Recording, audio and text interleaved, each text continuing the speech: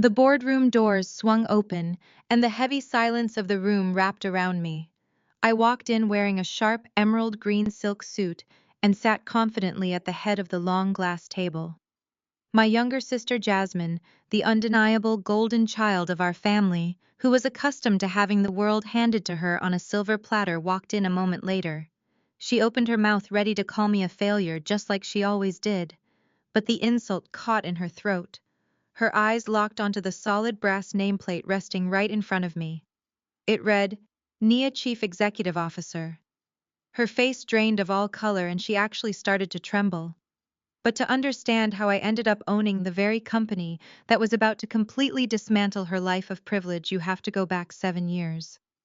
Back to the day my parents blocked my bedroom door and tried to trap me in a life I never chose. Hello, my name is Nia and I am 32 years old. If you have ever been the invisible child in your family, treated like a stepping stone so your favorite sibling could shine, hit that like button and subscribe. Tell me where you are watching from in the comments below. Stick around because the way I took back my power and tore down their perfect little world is going to leave you absolutely speechless. 7 years ago, my life was a constant uphill battle for basic human respect. I was 25 and living back home in our house in suburban Atlanta. My parents, Marcus and Denise, were completely obsessed with appearances and social climbing. To them, success was measured entirely by who you married and how much wealth you could show off to the neighbors.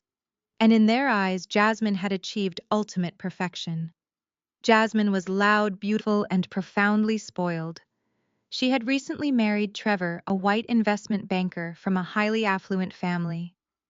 Trevor carried himself with a quiet arrogance and a deep sense of privilege that he wore like a tailored suit. My parents absolutely worshipped him. They believed Trevor was our family's golden ticket to elite society.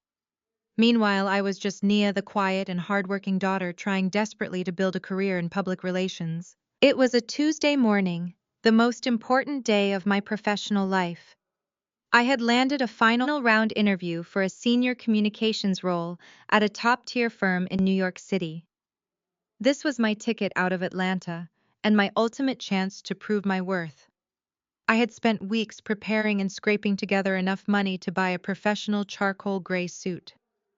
I woke up at 5 in the morning, meticulously ironing my shirt and running through interview questions in the mirror. I felt ready and powerful. But in my household, my ambitions were always treated as an inconvenience. While I was fixing my hair, I heard loud voices echoing from downstairs. Jasmine and Trevor had arrived completely unannounced. Trevor had surprised Jasmine with VIP tickets for a luxury ski trip to Aspen, and they were leaving that very morning. The problem was that they had not bothered to hire a nanny for their 2 toddlers.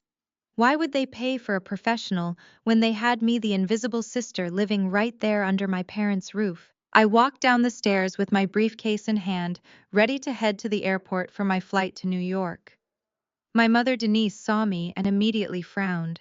She looked me up and down, taking in my professional suit, and crossed her arms. She demanded to know where I thought I was going.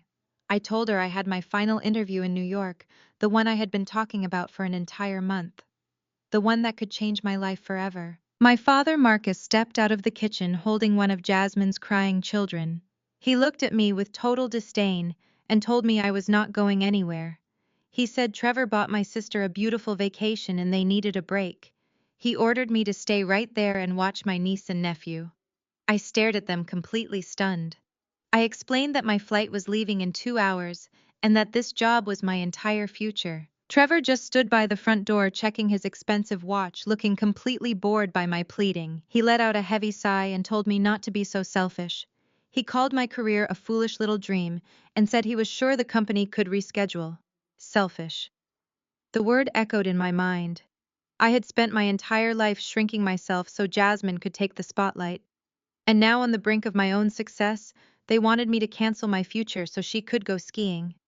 I tightened my grip on my briefcase, looked them dead in the eye, and told them absolutely not. The silence that followed was deafening. Jasmine gasped, pressing a hand to her chest, as if I had just physically struck her. Trevor actually laughed, a harsh and mocking sound that echoed in the high ceiling of the foyer. He shook his head and muttered something under his breath about how people like me never understand the value of family loyalty. But it was my mother who reacted with true venom. Her face twisted into a mask of absolute outrage. "How dare you speak to your sister and your brother-in-law that way?" she shrieked. She marched up the stairs, closing the distance between us in seconds. Before I could even brace myself, she grabbed my arm with a grip so tight her nails dug into my skin. She physically shoved me backward, forcing me to retreat into my bedroom. My father followed right behind her, his face stern and unyielding.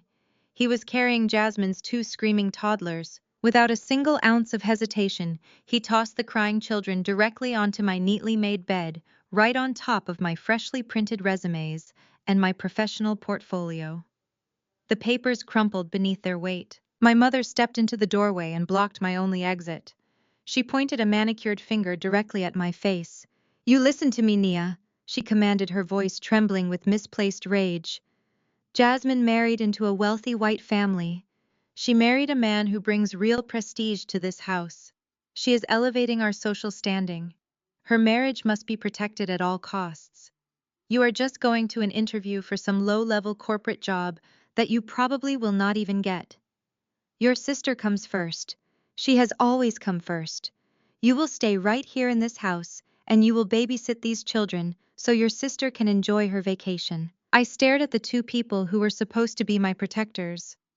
They were actively sabotaging my only chance at a real career just so their golden child could go drink champagne on a snowy mountain. I tried to step forward, but my father moved to block the frame completely. He looked at me with a coldness that froze the blood in my veins. "You are acting like an ungrateful child," Marcus said, his tone dripping with disappointment. "We put a roof over your head. The least you can do is help your sister maintain her lifestyle. If you walk out of this house today, you are no longer welcome back." My mother grabbed the heavy brass handle of my bedroom door. "You will stay in this room and do your duty to this family," Denise sneered. She slammed the heavy wooden door shut. A second later, I heard the distinct click of the exterior lock. They had actually locked me inside my own room. I stood frozen in the center of the bedroom, listening to the sound of my parents walking back down the stairs, apologizing profusely to Trevor for my supposed bad behavior. I heard the front door open and the cheerful goodbyes as they sent Jasmine and Trevor off to the airport. On my bed, the two toddlers were screaming and throwing my crushed portfolio across the mattress. I looked at the clock on my wall. I had exactly 90 minutes before my flight began boarding. If I missed this plane, my career in New York was over before it even started. I would be stuck in Atlanta forever, trapped as the permanent babysitter and the invisible backbone for a family that completely despised me. I took a deep breath and let the reality of the situation wash over me. I was not going to cry. I was not going to beg them to open the door. I was going to save myself. I walked over to the bed and gently moved the children aside, making sure they were safe and secure on the soft mattress. I gathered the few unwrinkled copies of my resume and shoved them into my leather briefcase. I walked over to the second-story window and looked down. It was a 15-foot drop to the garden below. My charcoal gray pencil skirt was too tight for climbing. Without a second thought, I grabbed the hem of the skirt and ripped the seams straight up to my thigh. The fabric tore with a loud ripping sound, but I finally had a full range of motion. I threw my window open and felt the crisp morning air hit my face. I tossed my briefcase down first, aiming for the soft bushes below. Then I climbed onto the windowsill. I grabbed onto the sturdy metal drain pipe attached to the side of the brick house. My palms scraped against the rough exterior, but I did not care. I shimmied down the pipe, my expensive heels slipping against the brick wall. When I was a few feet from the ground, I let go and dropped into the damp soil of my mother's prized rose garden. I snatched my briefcase from the bushes, brushed the dirt off my blazer, and ran. I sprinted through the backyard, hopped over the wooden fence, and did not stop running until I was 3 streets away from my parents' house. I hid behind a large oak tree in the neighborhood park and pulled out my phone to order an Uber. My heart was pounding against my ribs, but my mind was completely clear. As I sat in the back of the car, watching the familiar streets of my childhood neighborhood blur past the window, My phone began to vibrate violently. The notifications lit up my screen one after another. My mother had obviously gone back upstairs to check on the kids and found the empty room. The text messages were a barrage of pure hatred. "You are a disgusting excuse for a daughter," Denise wrote. "How could you abandon your niece and nephew? You are a disgrace to this family," Marcus added. "Do not ever bother coming back to this house. You are dead to us." Jasmine chimed in from the airport lounge, sending a message that read, "You are completely pathetic, Nia. You are just jealous of my life and my husband. Enjoy your miserable little existence." I read every single word. I absorbed their venom and their entitlement. And then I smiled. A slow, cold smile spread across my face. I did not type a single word in response. I did not defend myself or explain my actions. I simply blocked their numbers, deleted their contact information, and turned off my phone. When I walked through the sliding glass doors of the airport terminal, I felt a massive weight lift off my shoulders. I boarded my flight to New York City, and as the plane lifted off the runway, leaving Atlanta far behind, I made a silent vow. I was never going to be the victim again. I was going to build an empire so massive and so powerful that one day they would all have to look up just to see me. The first few years in New York City were a brutal test of my endurance. I had aced that interview and secured the job, but living in one of the most expensive cities in the world, on a junior specialist salary, was a nightmare. I rented a tiny windowless room in a cramped apartment shared with 3 other people. I survived on cheap instant noodles and whatever leftover catering I could scavenge from corporate meetings. I worked my demanding corporate job from 9 in the morning until 6 in the evening. Then I would rush to a local diner to work a shift as a waitress until midnight. On weekends, I did freelance copywriting just to keep the lights on. It was exhausting and lonely. There were nights when my entire body ached from standing and my bank account was completely overdrawn. I would sit on my mattress in the dark, staring at the glowing screen of my laptop. Through mutual connections on social media, I would see the glamorous life my family was living back in Atlanta. Jasmine was constantly posting pictures of her lavish lifestyle. Photos of her wearing designer clothes, sipping expensive cocktails in VIP lounges, and bragging about her perfect marriage to Trevor. My parents were always in the comment sections praising her, calling her their greatest blessing. They posted professional family portraits where everyone was smiling, looking like the ultimate picture of success. I had been completely erased from their history. It was as if I had never existed at all. But I did not let their happiness break me. Instead, I used it as fuel. Every time I saw Jasmine flaunting her wealth, I worked another hour. Every time I saw my parents praising Trevor, I pitched another client. During my time at the corporate firm, I began to notice a massive flaw in how elite companies handled public relations disasters.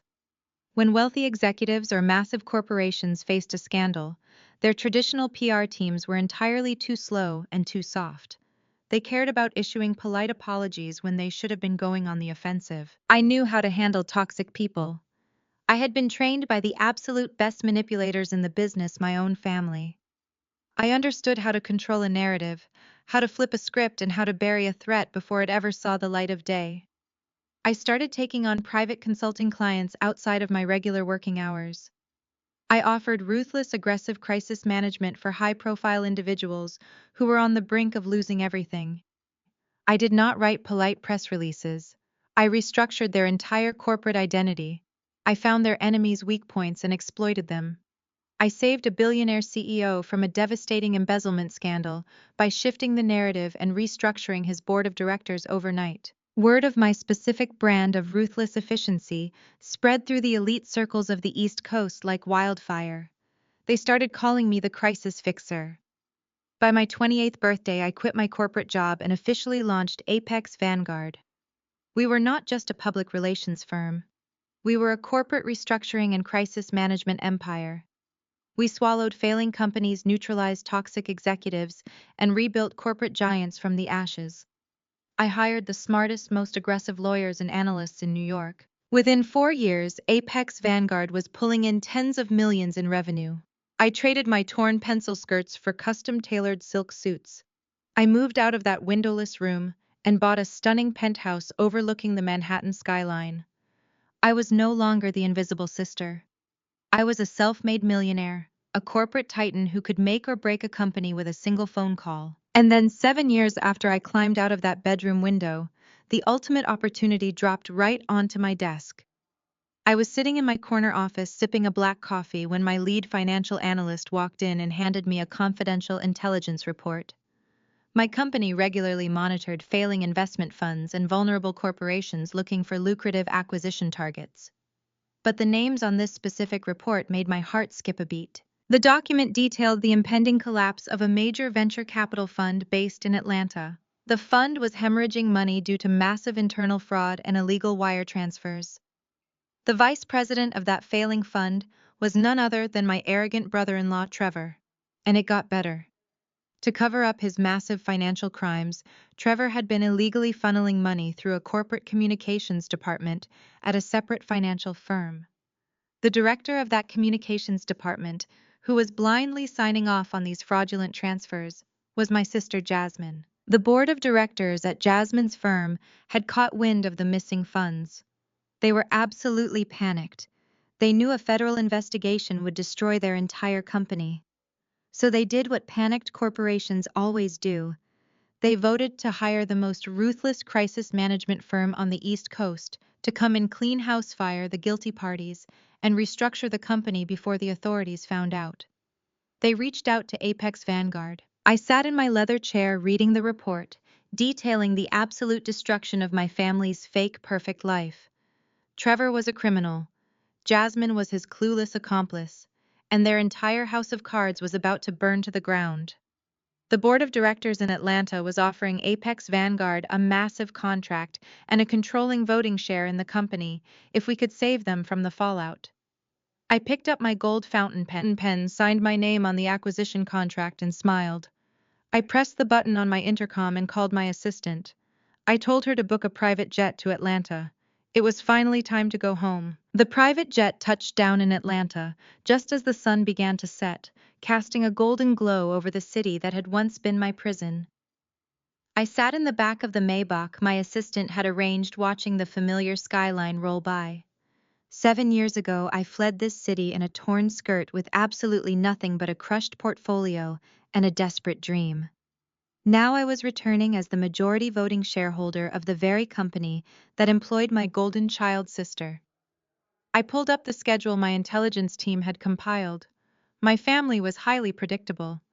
Every Friday afternoon they gathered at an exclusive rooftop cafe in Buckhead to drink imported tea and loudly brag about their supposed wealth to anyone who would listen.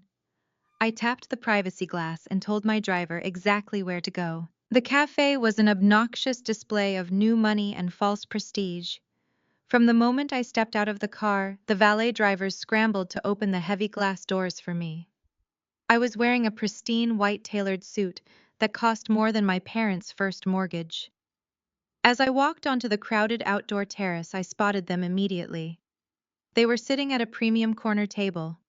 Jasmine was draped in flashy designer logos, holding a luxury handbag that I knew for a fact was purchased with stolen corporate funds. Trevor sat beside her, looking incredibly smug, gesturing widely as he spoke.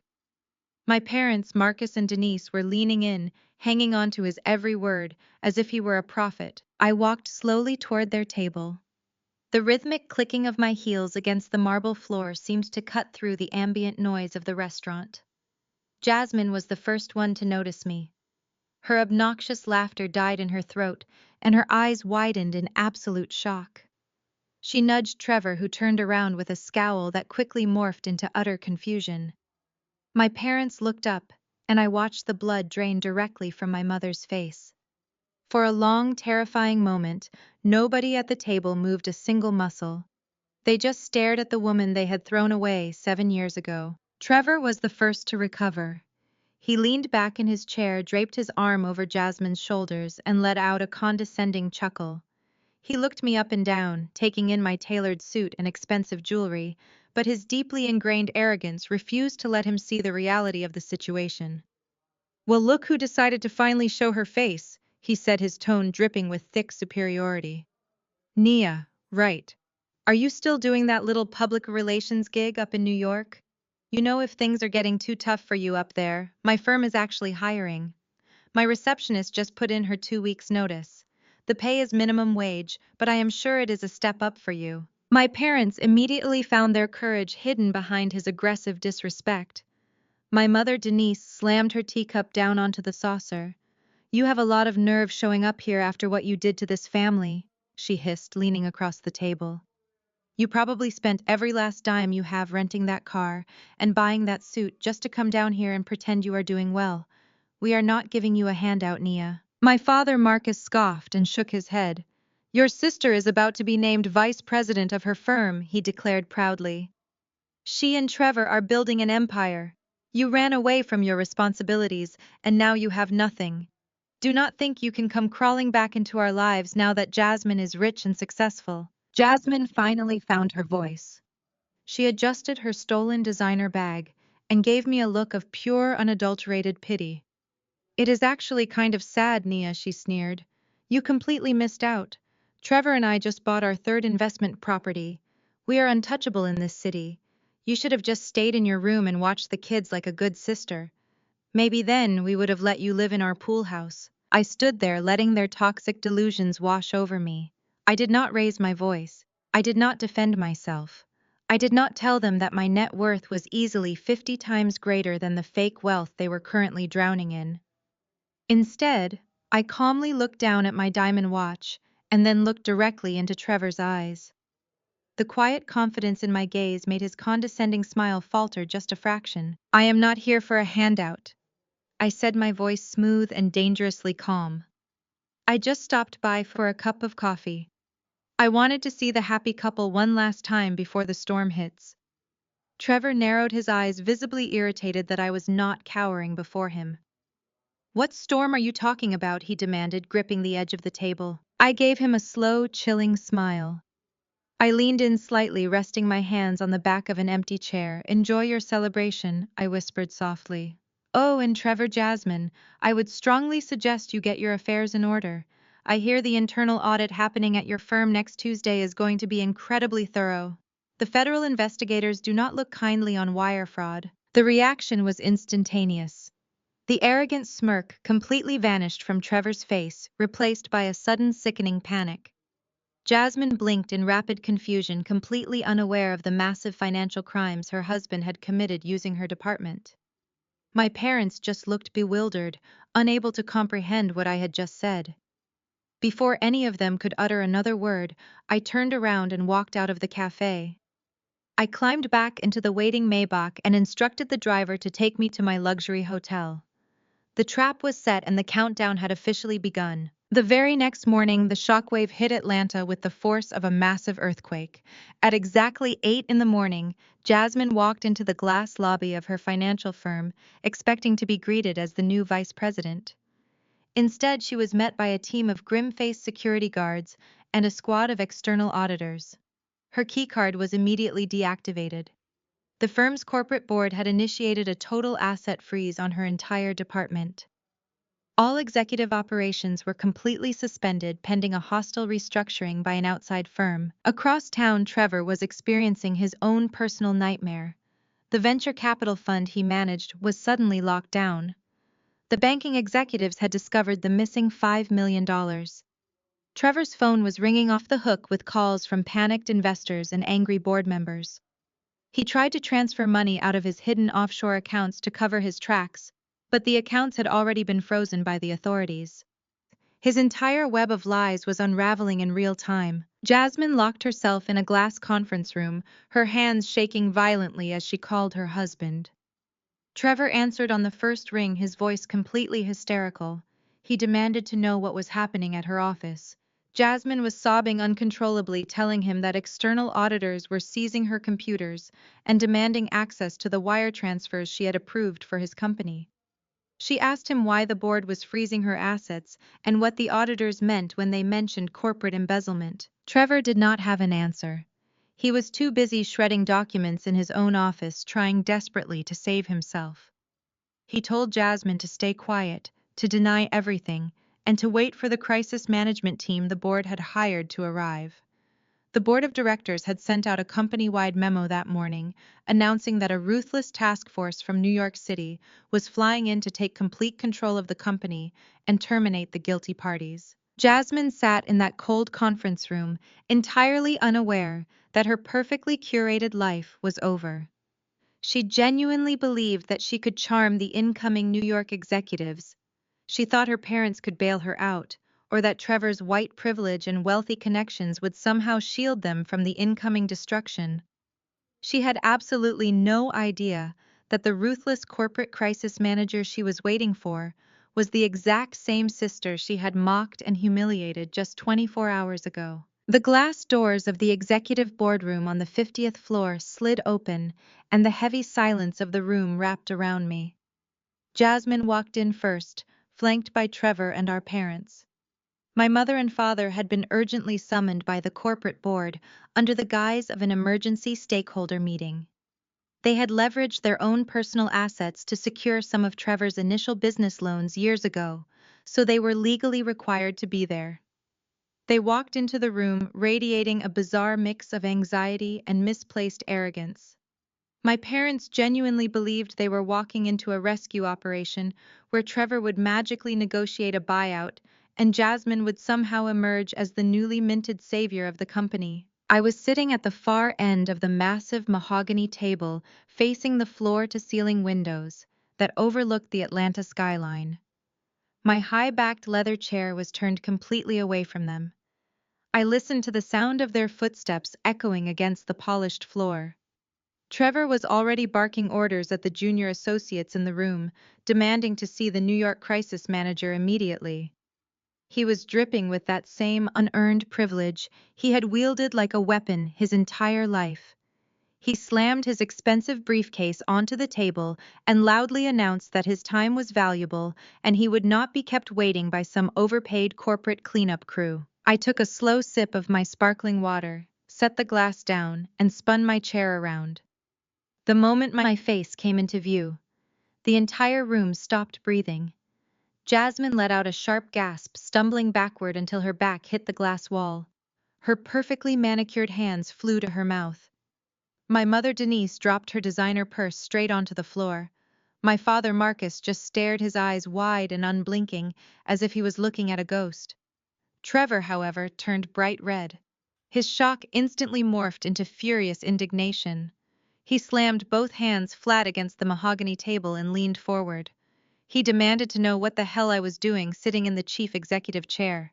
He yelled that this was a restricted corporate lockdown and threatened to have me dragged out by security for trespassing. Before he could reach for the phone on the table, my executive assistant walked through the side door carrying a towering stack of heavily redacted financial files.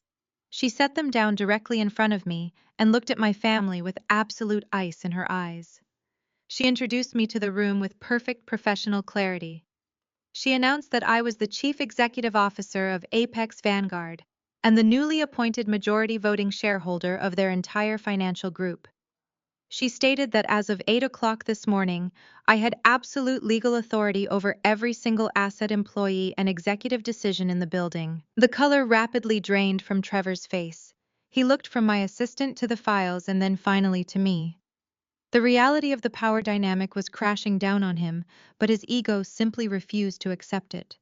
He pointed a shaking finger at me and shouted that this was an illegal conflict of interest. He accused me of staging a personal vendetta and threatened to tie my company up in federal litigation for decades. He told me I had absolutely no right to interfere with his venture capital fund. I leaned forward, resting my elbows on the table and folded my hands together. I did not raise my voice. I did not need to. True power does not shout. I slid the thickest audit file across the polished wood until it stopped right in front of him. I told him he lost the right to dictate legal terms the moment he created 3 offshore shell companies to funnel $5 million of stolen corporate capital out of his investors' pockets. Trevor froze. His mouth opened, but no sound came out. My parents looked at him in total horror, finally realizing that their golden son-in-law was not a financial genius.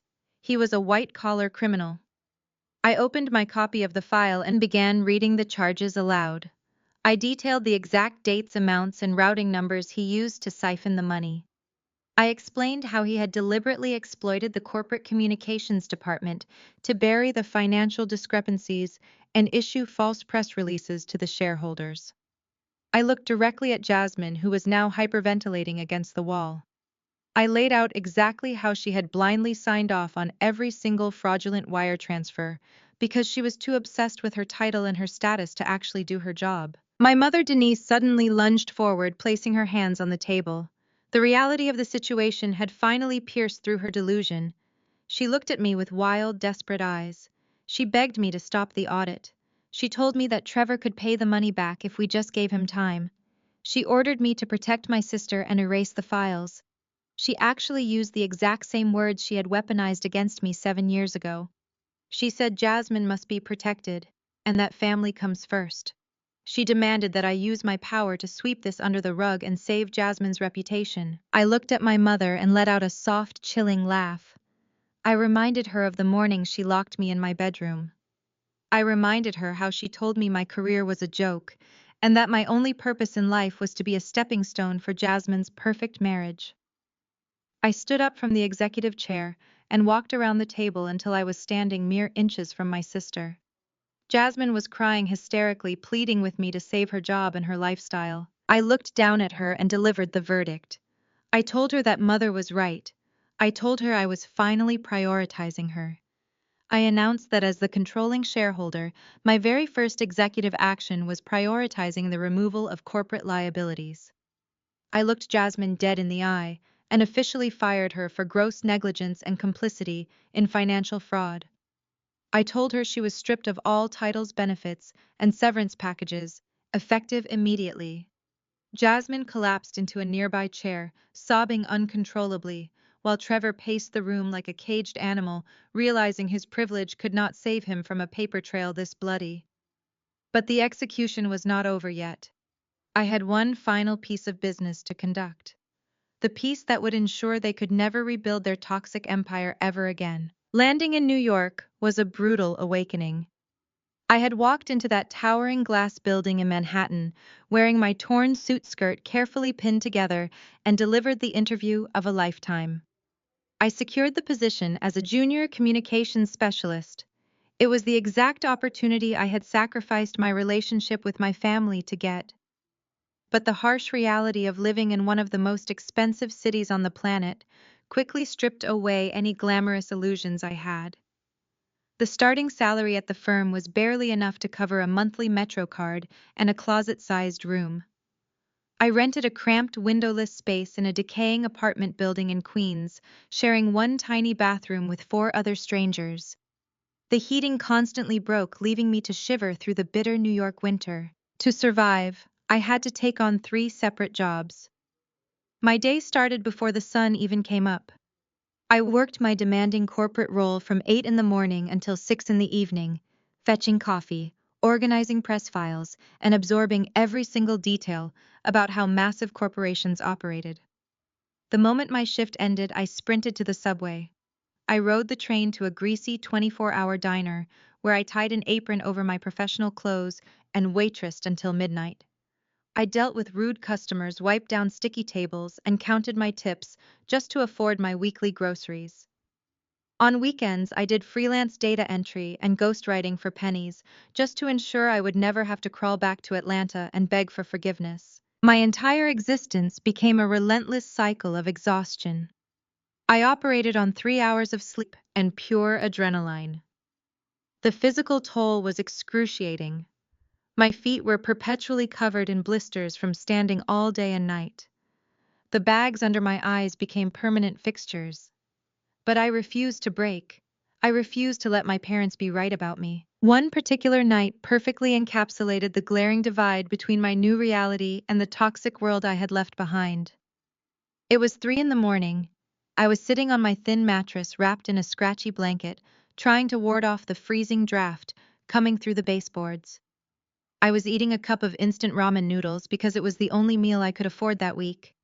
My laptop rested on my knees as I typed furiously, working on a comprehensive market analysis report that my boss demanded by sunrise. I was exhausted to my very core. My fingers cramped and my vision blurred from staring at the bright screen in the dark room. Suddenly, my phone lit up on the floor beside me. I had cut off direct contact with my family, but the algorithms of social media still pushed their public updates onto my feed through mutual connections. The screen flashed brightly, illuminating the dark, cramped walls of my bedroom. It was a photo tag from Jasmine. She had posted a high-definition album from her luxury vacation in Aspen, the very same vacation I had been expected to sacrifice my career for. I put down my cheap noodles and picked up the phone. I swiped through the images with cold detachment. There was Jasmine draped in designer winter gear holding a crystal flute of expensive champagne. She was sitting by a massive stone fireplace in a five-star ski lodge, her husband Trevor beaming arrogantly beside her. The caption read, "Living my best life with the absolute best husband." But the comment section was what truly turned my blood to ice. My mother Denise had commented right at the top, "You are our greatest pride and joy, Jasmine. You deserve the world." My father Marcus followed right behind her, writing, "The perfect daughter building a perfect family. We are so incredibly proud of the woman you have become." There it was, the ultimate validation. They had always denied me, freely handed to my sisters simply for existing and marrying a wealthy man. They were showering her with praise while I sat thousands of miles away, freezing and starving, because I dared to want a career of my own. They were drinking vintage champagne on a snowy mountain, while I ate dollar ramen in a windowless box in Queens. A weaker person might have shattered right there. A weaker person might have picked up the phone, called their mother, and begged to come home to the comfort of that sprawling house in Atlanta. But as I stared at those photos, I did not feel an ounce of sadness. I did not shed a single tear. Instead, a deep burning fire ignited in my chest. I stared at Jasmine's smug smile and my parents' fawning comments, and I used them as absolute fuel. I set the phone face down on the floor and picked my laptop back up. I finished that market analysis report and made it the most aggressive, flawless piece of corporate strategy my firm had ever seen. I stopped treating my situation like a punishment and started treating it like a training ground. Every rude customer at the diner taught me patience and emotional control. Every grueling hour at the corporate firm taught me strategy and crisis management. While I filed press releases for failing companies, I started noticing the glaring mistakes these wealthy executives made. They were arrogant, just like Trevor. They thought their money made them invincible. I realized that the corporate world was full of people exactly like my family. Every hunger pang reminded me of exactly what I was fighting for. I was building my armor piece by piece in the shadows. They thought they had buried me by cutting me off. They had no idea they had actually planted a seed that was about to grow into an unstoppable corporate monster. The traditional corporate playbook was completely pathetic. I watched top-tier executives cower behind generic apology statements and charitable donations whenever they were caught in a massive scandal. My bosses at the communications firm were terrified of confrontation. They always played defense, trying to appease the media and beg for public forgiveness. But growing up in a house ruled by narcissists and manipulators taught me a very different lesson. Playing defense only makes you a target. You never apologize to a predator. You find their leverage and you break it. I realized these billionaires did not need public relations. They needed a wartime consigliere. They needed someone who could think exactly like the toxic people trying to destroy them. I started testing my theories quietly in the shadows. My first real opportunity came during my second year in New York. A prominent tech executive was about to be ousted by his own board of directors over a leaked financial scandal. My firm was advising him to step down gracefully and surrender his equity to save face. I managed to get 10 minutes alone with him in an elevator. I told him stepping down was professional suicide, and that apologizing would only accelerate his demise. I offered him an alternative strategy outside of company hours. He was desperate enough and arrogant enough to agree. I did not write him an apology speech. Instead, I spent 48 straight hours digging into the financial histories of the board members trying to oust him. I used every investigative trick I had learned to follow their digital footprints. I discovered the lead board member was actively funneling company assets into a private real estate venture. I drafted a counter-narrative and handed the executive the exact documents he needed to blackmail the board into absolute submission. By Monday morning, the executive was not fired. The lead board member quietly resigned for personal reasons, and the scandal vanished from the news cycle. The executive wired me a private consulting fee that was triple my annual salary. That single wire transfer changed my entire trajectory. Word traveled fast among the ultra-wealthy. They talk behind closed doors in exclusive country clubs and private panic rooms. Suddenly, I was the name being whispered when things went horribly wrong. High-profile politicians, disgraced hedge fund managers, and desperate corporate titans started reaching out to me directly. They bypassed my employer entirely because they did not want polished press releases or media training. They wanted my specific brand of ruthless execution. They wanted someone who could make their problems disappear without a single trace. The day I officially quit my junior communications job was the day I stopped playing by other people's rules. I walked out of that firm, leaving behind the grueling hours and the pathetic salary. With the capital I had amassed from my private clients, I leased a sleek office space in downtown Manhattan. I walked into the local registry and officially incorporated my business. Apex Vanguard was born. It was not a public relations agency. We operated as a shadow firm specializing in extreme crisis management and aggressive corporate restructuring. I built my empire with deliberate, calculated precision. I did not hire traditional marketing graduates with soft communication degrees. I recruited aggressive corporate lawyers, former intelligence analysts, and ruthless financial auditors. I built a team of absolute sharks who understood that in the corporate world, empathy was a dangerous liability. We swallowed failing narratives and spit out dominant outcomes. If a client was facing an embezzlement charge, we did not just hide the money trail.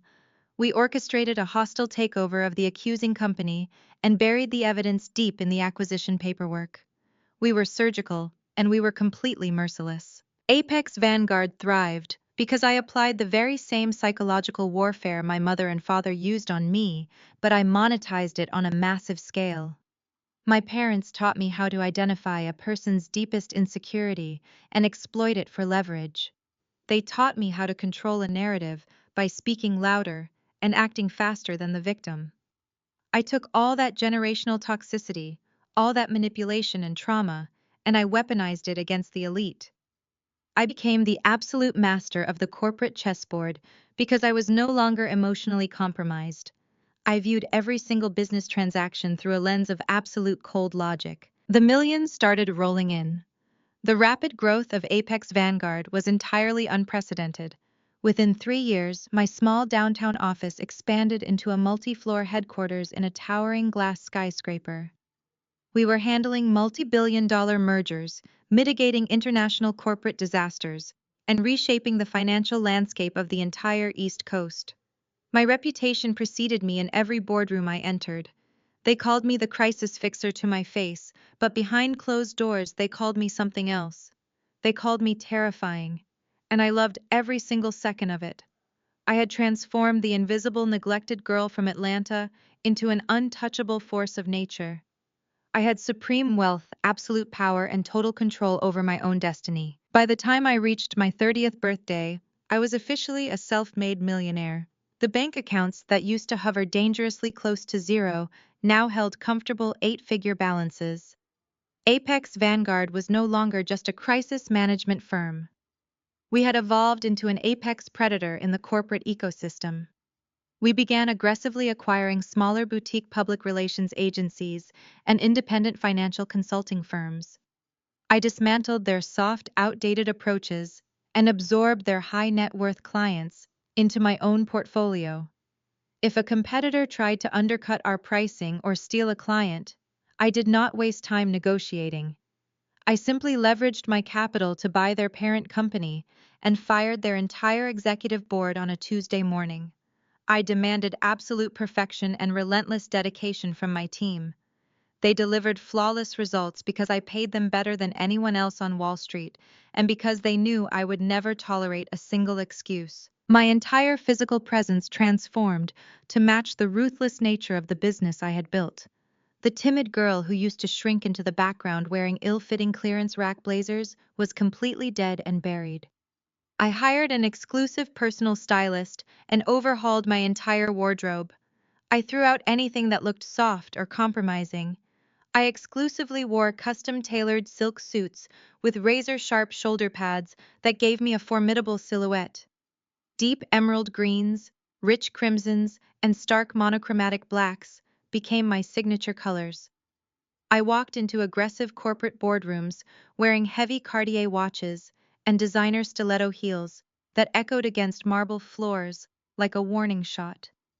I learned very quickly that in rooms dominated by old money and aggressive men, visual intimidation was half the battle. When I sat at the head of a conference table, my posture, my clothes, and my cold, unblinking stare commanded absolute submission before I even spoke a single word. My days were a heavily orchestrated symphony of high-stakes negotiations and corporate warfare. I operated from a sprawling corner office enclosed in floor-to-ceiling bulletproof glass. The panoramic view of the Manhattan skyline was a daily reminder of exactly how high I had climbed from that muddy garden in Atlanta. One crisp Tuesday morning, I was standing by the window sipping a black espresso and reviewing our quarterly acquisition targets. The heavy mahogany doors to my office swung open. My lead intelligence director, Elena, walked in. Elena was a former forensic accountant for the federal government and the most relentless investigator on my payroll. She did not bother with pleasantries or small talk. She knew I only cared about actionable data. Elena walked briskly across the Persian rug and dropped a thick black folder directly onto the center of my glass desk. It was marked highly confidential and sealed with the red tape our firm used for top-tier corporate espionage and priority acquisitions. She looked at me with a razor-sharp expression and told me I needed to review the contents immediately. Apex Vanguard maintained a highly sophisticated surveillance network that constantly monitored failing investment funds and vulnerable corporate entities across the country. We looked for bleeding companies that we could either save for a massive fee or completely dismantle for profit. I set my espresso down, walked over to my desk, and opened the heavy folder. The first page contained a comprehensive financial breakdown of a major venture capital fund based in the Southeast. More specifically, it was based in Atlanta. I scanned the densely packed spreadsheets and forensic audit summaries. The numbers painted a catastrophic and highly illegal picture. This venture capital fund was hemorrhaging cash at an unprecedented rate. But it was not due to market volatility or bad investments. It was a textbook case of massive internal fraud. Someone at the executive level was systematically siphoning millions of dollars into untraceable offshore shell companies. I flipped to the second page to see the executive hierarchy of the failing fund. My eyes locked onto the name of the vice president, who was actively orchestrating this massive financial crime. I stopped breathing for a fraction of a second. The name printed in bold black ink was Trevor, my arrogant, untouchable white brother-in-law. The man who had mocked my career, called my dreams foolish, and helped lock me in a bedroom 7 years ago, was currently committing federal wire fraud.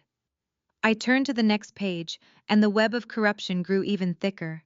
The report detailed exactly how he was covering his tracks, and the information was pure gold. Trevor could not hide $5 million entirely on his own. He was arrogant, but he was not a criminal mastermind. To successfully siphon that amount of capital out of his venture fund, he needed a corporate smokescreen. He needed a way to mask the missing millions as legitimate business expenses. The intelligence report detailed exactly how he accomplished this. His venture capital fund was closely partnered with a prominent financial corporation in Atlanta. Trevor used this partnership to push through dozens of fraudulent invoices categorizing the stolen money as high-tier media buys, consulting retainers, and massive public relations campaigns.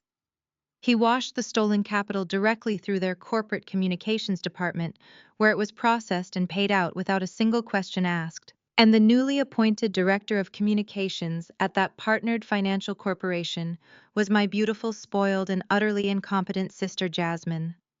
The forensic audit showed her digital signature on every single one of those fraudulent approval forms. Jasmine had been blindly rubber stamping Trevor's illegal wire transfers for over 6 months. She was so obsessed with showing off her impressive executive title on social media, so busy planning her next extravagant vacation and curating her perfect online image, that she never bothered to actually read the financial documents she was authorizing. She saw a request from her wealthy white husband, and she simply approved it to maintain the illusion of their corporate power couple status. She was his perfect, clueless accomplice. But paper trails in the financial sector never truly disappear. The board of directors at Jasmine's corporation had recently hired an aggressive internal auditor who flagged the massive financial discrepancies. The board was now in a state of absolute terror.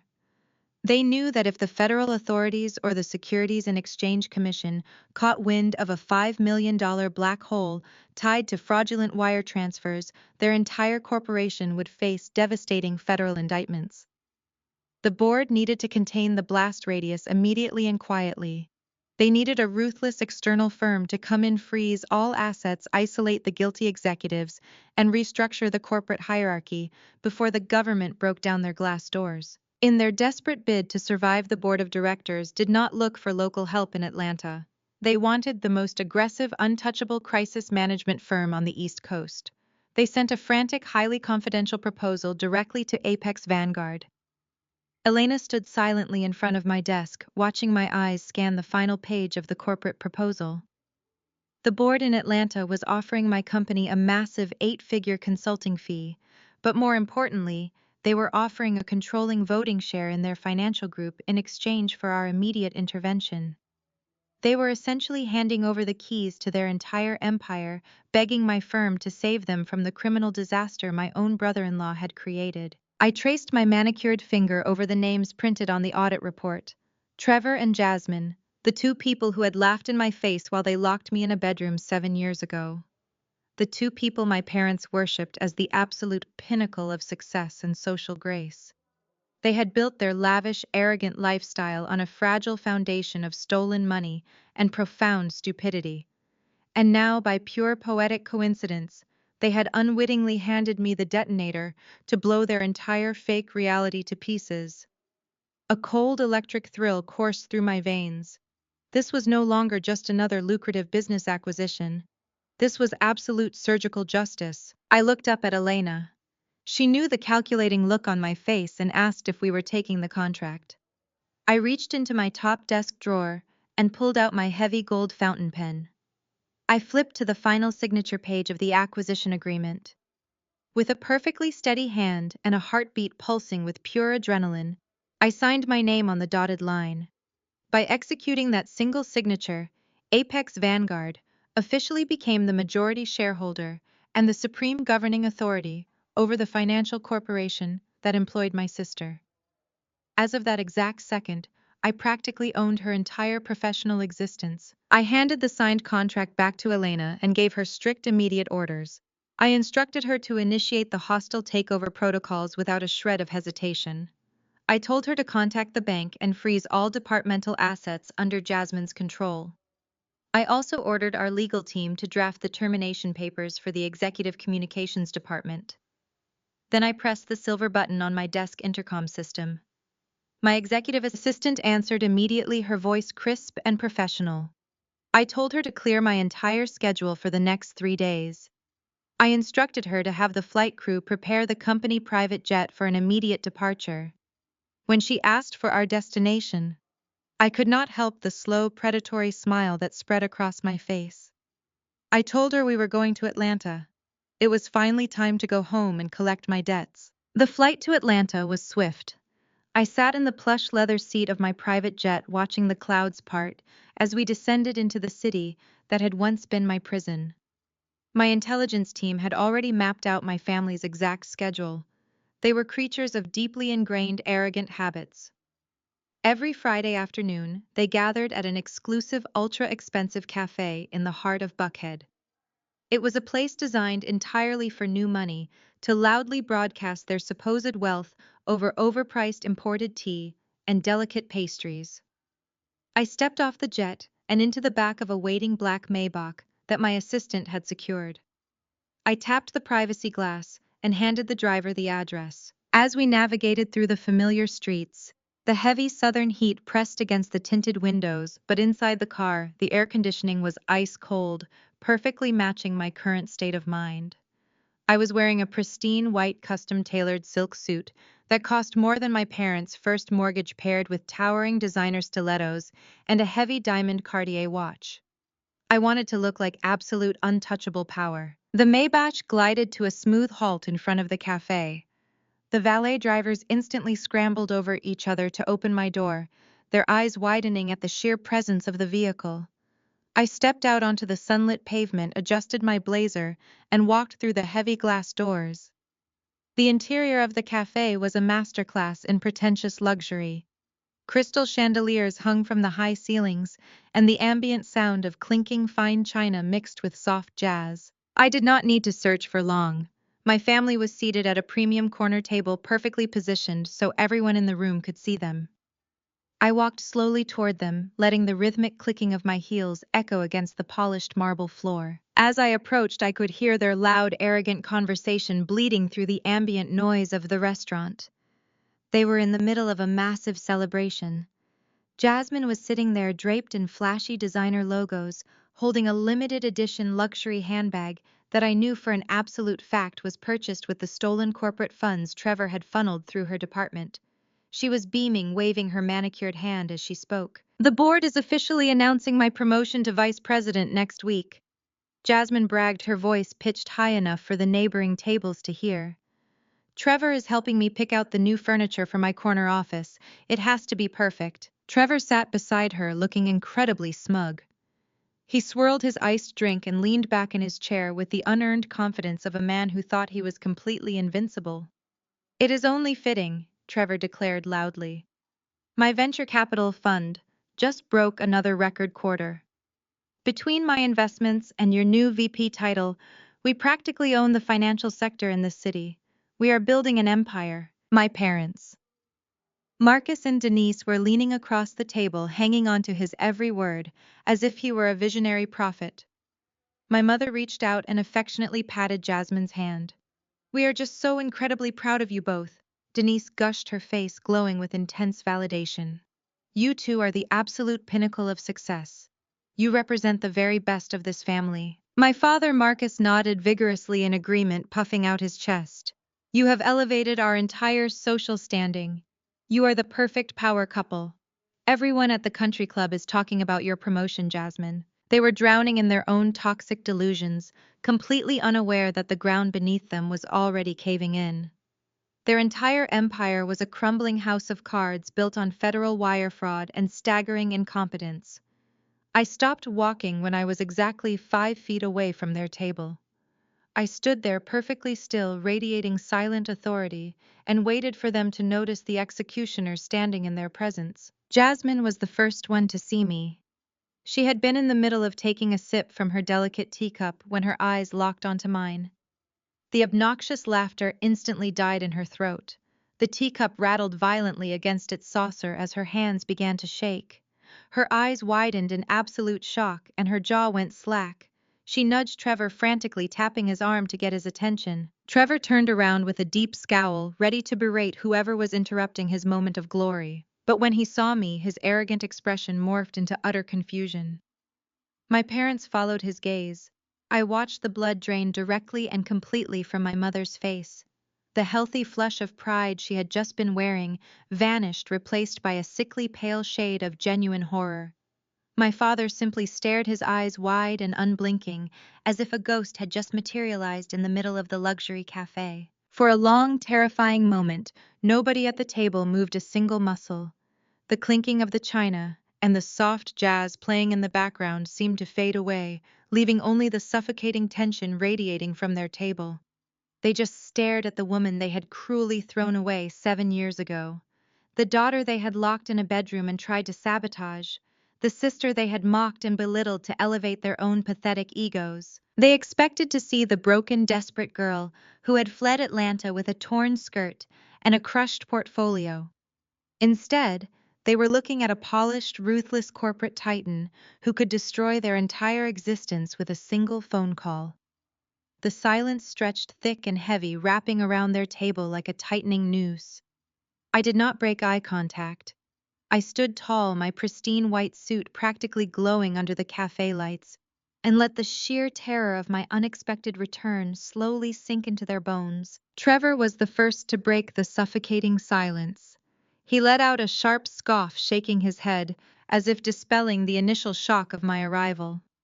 His ingrained sense of superiority simply would not allow him to feel intimidated by me. He leaned back in his chair, draped his arm casually over the back of Jasmine's seat, and looked me up and down. I could see the gears turning in his head. He was taking in the immaculate tailoring of my silk suit, the blinding clarity of my Cartier watch, and the undeniable aura of wealth I projected. But his ego immediately rejected the truth. To a man like Trevor, a black woman he viewed as beneath him could never genuinely achieve this level of power. He convinced himself it was all an elaborate costume. "Well, look who finally decided to show her face," Trevor said. His voice was loud and dripping with thick condescension designed to draw the attention of the surrounding tables. "Nia Wright. I almost did not recognize you. Are you still working that little public relations gig up in New York?" I did not answer. I simply kept my eyes locked on his, waiting for him to dig his own grave. Trevor chuckled, taking my silence as submission. He took a slow sip of his iced drink, projecting total relaxation. "You know, if things are getting too tough for you up there, my firm is actually hiring. My receptionist just put in her 2 weeks' notice. The pay is minimum wage, but I am sure it would be a massive step up from whatever you are doing now. I could put in a good word for you since you are technically family." The sheer audacity of his offer was staggering, but it had the exact effect he desired on my parents. Emboldened by his arrogant display, my mother and father instantly snapped out of their paralyzed state. They found their courage hiding safely behind the shield of Trevor's unearned privilege. My mother Denise slammed her delicate teacup down onto its saucer, causing the porcelain to rattle sharply. "You have a massive amount of nerve showing up here after what you did to this family," she hissed, leaning across the table. Her eyes were narrowed with that familiar toxic disdain I remembered so well. "You probably spent every last dime you have renting that car and buying that fake designer suit just to come down here and pretend you are doing well. Well, let me make one thing perfectly clear. We are not giving you a handout, Nia. Do not even ask." My father, Marcus, scoffed and shook his head, looking at me as if I were a stain on the marble floor. "Your sister is about to be named vice president of her firm," he declared, his voice booming with misplaced pride. "She and Trevor are building a financial empire in this city. You ran away from your responsibilities, and now you have absolutely nothing to show for it. Do not think for a single second you can come crawling back into our lives now that Jasmine is rich and successful. We do not need your drama ruining her moment." Jasmine finally found her voice. She adjusted the strap of her luxury handbag, the one purchased with stolen investor funds, and gave me a look of pure, unadulterated pity. She leaned forward, mirroring her husband's arrogant posture. "It is actually kind of sad, Nia," she sneered, her voice coated in false sympathy. "You completely missed out. Trevor and I just bought our third investment property. We are untouchable in this city. You should have just stayed in your room and watched the kids like a good sister. Maybe then we would have let you live in our pool house." They sat there, a perfect portrait of shared delusion. They were completely united in their belief that they were the ultimate victors of this family narrative. Trevor smirked confidently, believing his status as a wealthy white finance executive made him a god among men. My parents beamed at him, desperate to maintain their proximity to his perceived power. And Jasmine basked in the glow of her stolen lifestyle, entirely convinced that her hollow corporate title made her vastly superior to the sister she had abused. A weaker person might have engaged. A less disciplined woman might have screamed at them, slammed her hands on the table, and desperately tried to convince them of her wealth. I could have pulled up my bank accounts. I could have listed the Fortune 500 companies I owned.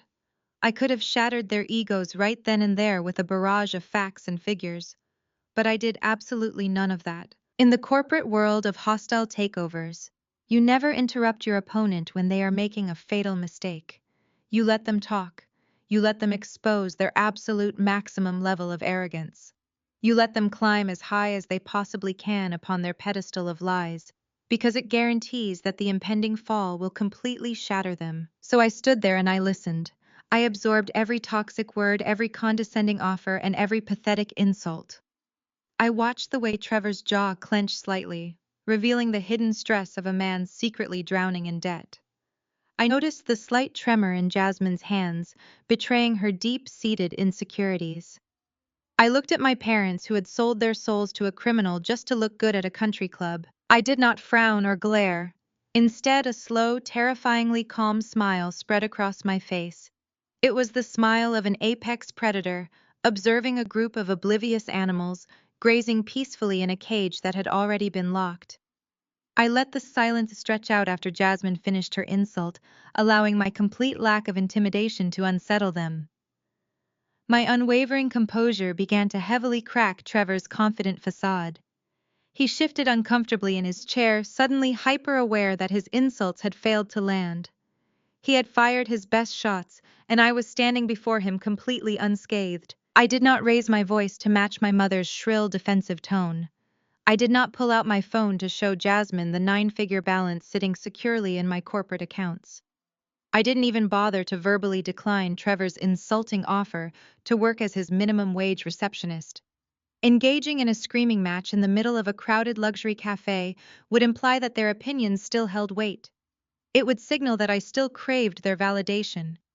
Instead, I let the silence stretch for just a few seconds longer, wrapping around their table like a heavy, suffocating winter coat. Slowly and deliberately, I raised my left wrist.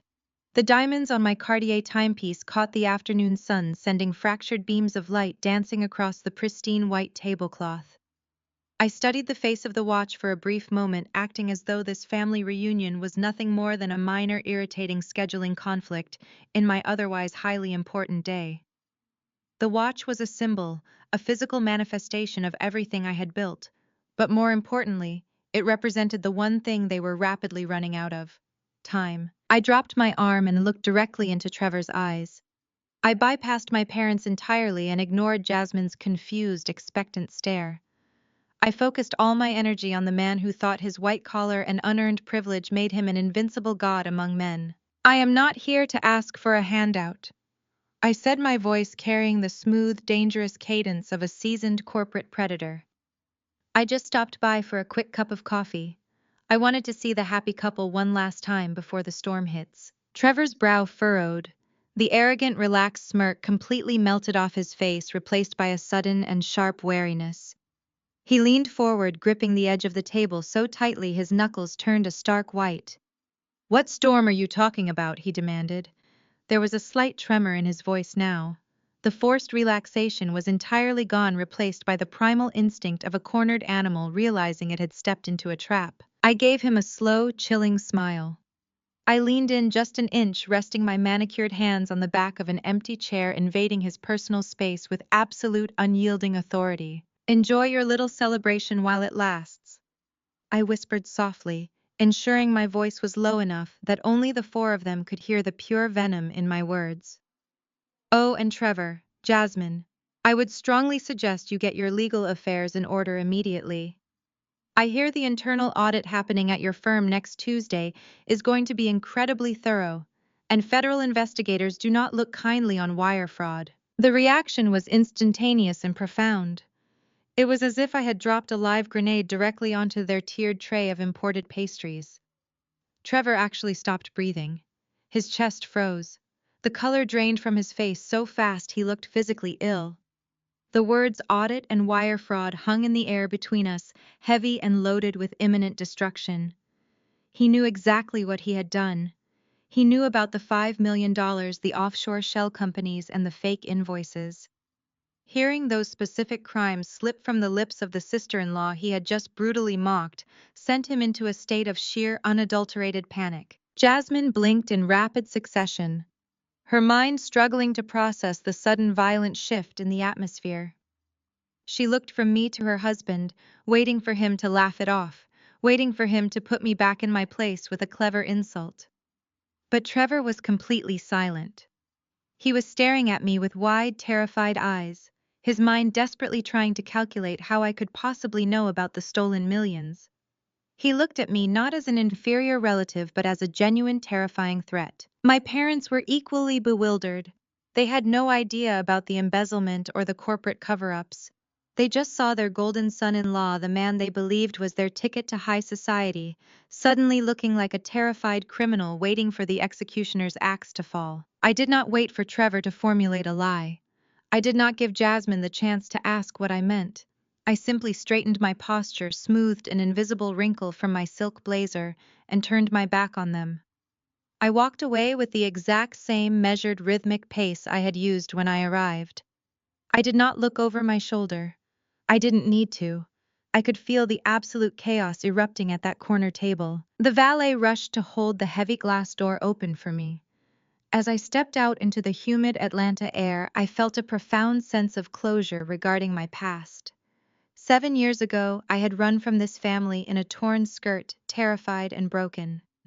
Today I was walking away in a custom suit, leaving them to drown in the consequences of their own arrogance. My driver opened the door to the waiting Maybach. I slid into the luxurious leather back seat and let the quiet hum of the engine wash over me. Through the tinted privacy glass, I allowed myself one final glance at the patio. Trevor was frantically dialing his phone, his face pale and slick with sweat. Jasmine was clutching his arm, visibly distressed, demanding answers he could not give her. My parents sat frozen in their seats, their perfect afternoon completely shattered by a few carefully chosen words. I tapped the partition glass and told my driver to take me back to my luxury hotel. I pulled my encrypted tablet from my briefcase and sent a single secure message to Elena, my intelligence director back in New York. The psychological warfare had been successfully executed. I had planted the seed of absolute terror in Trevor's mind, ensuring he would spend the entire weekend making panicked, irrational decisions that would only further incriminate him. He would try to move the money. He would try to delete the emails. And my team would be tracking every single keystroke. The countdown had officially begun. By Monday morning, their entire world would be reduced to ashes. At exactly 8 o'clock that Monday morning, the shockwave hit the financial district of Atlanta with the force of a massive, devastating earthquake. Jasmine pulled her luxury SUV into the executive parking garage of her corporate headquarters. She was wearing a brand new designer dress purchased over the weekend, with funds she blindly assumed were part of her upcoming vice presidential signing bonus. She grabbed her expensive handbag and walked toward the soaring glass doors of the lobby, expecting to be greeted by the usual chorus of congratulations from her subordinates. She fully anticipated seeing a floral arrangement and a bottle of champagne waiting on her desk to celebrate her new corporate title. Instead, she walked into a scene of absolute clinical chaos. The pristine marble lobby was swarming with unfamiliar people. A dozen grim-faced security contractors in dark suits were stationed at the elevators holding electronic clipboards. Alongside them, a squad of external forensic auditors was systematically moving through the ground floor offices, packing hard drives into secure evidence boxes. Jasmine frowned, annoyed by the disruption to her perfect morning. She marched up to the executive elevator bank and swiped her gold-tier access badge against the scanner. The machine emitted a harsh red light and a sharp denying buzz. She swiped it again, denied. Before she could demand an explanation from the front desk, two towering security guards stepped directly into her path. They did not address her by her new fabricated title. They simply asked her to confirm her name, and then instructed her to hand over her corporate phone, her building keys, and her company-issued laptop. Jasmine demanded to know who was in charge and threatened to have them fired instantly. The security guards did not even blink.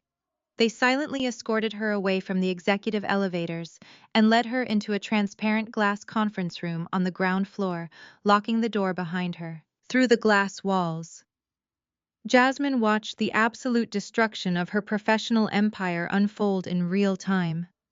The firm's corporate board had initiated a total asset freeze on her entire communications department.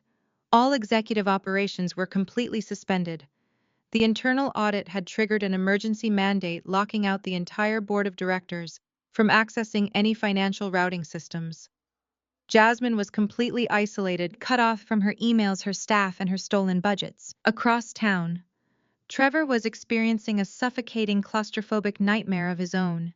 He had spent the entire weekend locked in his home office, sweating through his expensive button-down shirts, as he desperately tried to cover his tracks. He had furiously typed routing numbers attempting to bounce the missing $5 million through offshore accounts in the Cayman Islands. But every single transaction was blocked. My intelligence team had already flagged his accounts, throwing an impenetrable digital net over his stolen capital. Now sitting in his venture capital fund office, Trevor was surrounded by the physical evidence of his incoming doom. His desk phone was ringing off the hook with furious calls from panicked investors and terrified board members who had just been notified of the massive discrepancies. The banking executives who previously worshipped him had officially locked him out of his own trading platforms. The $5 million black hole was fully exposed to the light of day. Trevor was frantically shoving physical ledgers and printed emails into a heavy-duty paper shredder, the loud mechanical grinding noise filling the room. He was destroying evidence like a cornered animal, hoping the shredded paper would somehow save him from federal prison. His personal cell phone buzzed violently on his desk. It was Jasmine. She was calling from the glass conference room, her voice completely hysterical and pitched high with pure terror. She demanded to know what was happening. She was sobbing uncontrollably, telling him that external auditors were seizing her department computers and demanding immediate access to the wire transfers she had approved for his company. She asked him why her assets were frozen and what the auditors meant when they explicitly used the words corporate embezzlement. Trevor did not have an answer. He barked at her to shut up and lower her voice. He ordered her to stay absolutely quiet, to deny any knowledge of the invoices, and to blame the entire situation on a clerical error by her junior staff. He told her to wait for the crisis management team the board had hired to arrive and to let him handle the talking. But his voice was trembling, and the sheer panic in his tone only made Jasmine cry harder. Just as he hung up the phone, a company-wide email notification flashed across the screens of every single employee in the building. The board of directors had released an urgent corporate memo.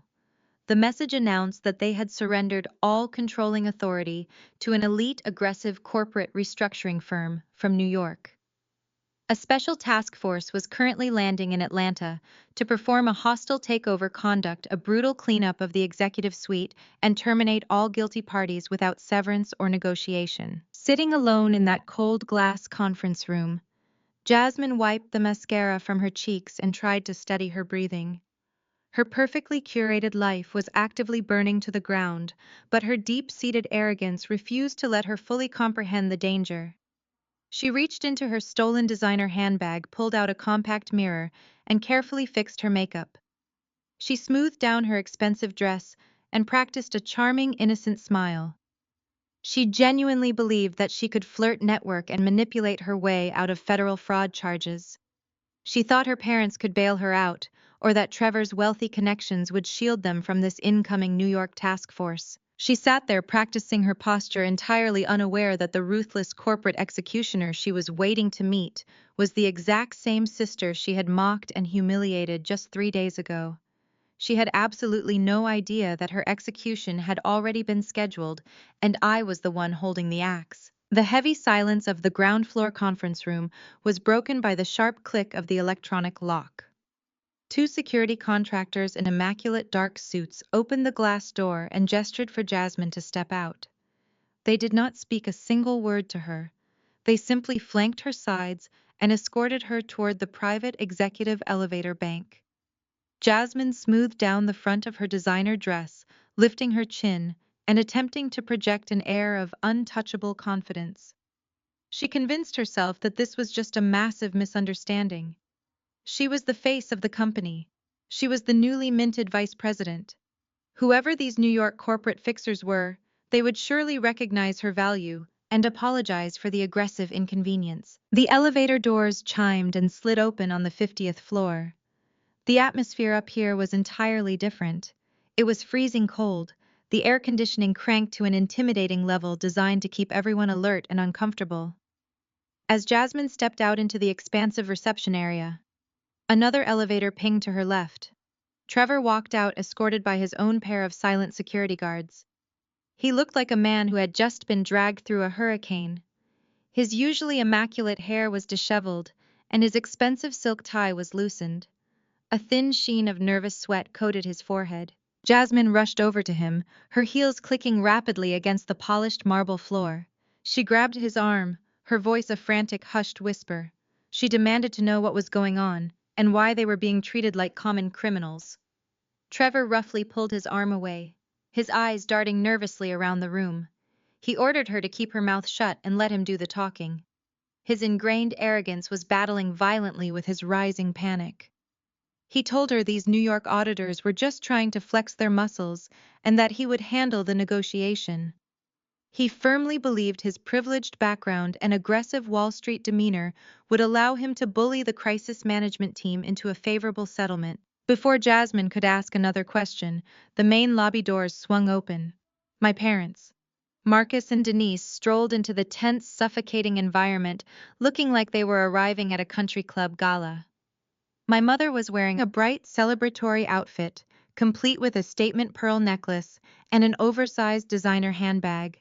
My father walked right beside her, his chest puffed out with absolute pride. They had been summoned by the corporate board that morning via a formal legal courier. Years ago, desperately wanting to be part of Trevor's elite financial world. My parents had blindly leveraged the equity of their own home to secure one of his initial business loans. Because their personal assets were legally tied to his failing venture fund, they were required to be present for any major corporate restructuring. But Trevor, desperate to maintain his flawless image until the very last second, had lied to them. He had called them on their way over and told them this meeting was simply a corporate formality to finalize Jasmine's promotion and sign a massive new investment bailout that would make them all richer than ever. My mother let out a loud, oblivious laugh that echoed terribly in the grim, silent reception area. She walked straight up to Jasmine and pulled her into a tight hug.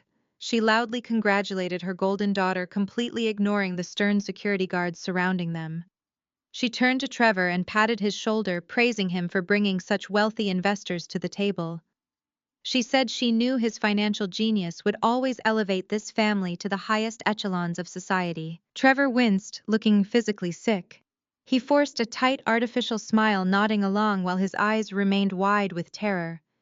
He did not have the courage to tell his adoring in-laws that they were not here to celebrate. He did not tell them that the investors they were about to meet were actually ruthless corporate executioners who had come to tear their empire down to the studs. A woman in a sharp gray suit stepped out from the main hallway. It was Elena, my lead intelligence director. She looked at the four of them with an expression of absolute chilling indifference. She held a digital tablet in one hand and did not bother introducing herself. She simply announced that the chief executive officer was ready to see them now. She turned on her heel and instructed them to follow her. The walk down the long, expansive corridor felt like a death march. The walls were made of soundproof glass, and inside every single office, forensic accountants were boxing up hard drives and shredding documents. Jasmine finally began to feel the heavy, undeniable weight of the situation. Her confident facade started to crack as she noticed the sheer scale of the corporate raid happening around her. My father, Marcus, oblivious to the grim reality, kept whispering to my mother about how impressive this new firm must be to command such a massive operation. Elena stopped in front of the heavy double mahogany doors of the primary executive boardroom. She pushed them open and stepped aside, gesturing for the family to enter. The boardroom was an intimidating cavern of power and wealth. The floor-to-ceiling windows offered a dizzying panoramic view of the entire Atlanta skyline.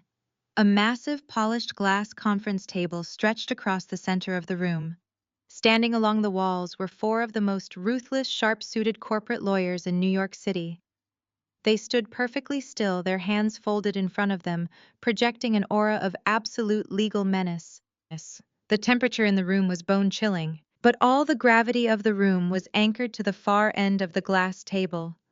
Sitting in the high-backed black leather executive chair was the CEO. The chair was turned completely away from the door, facing the expansive windows.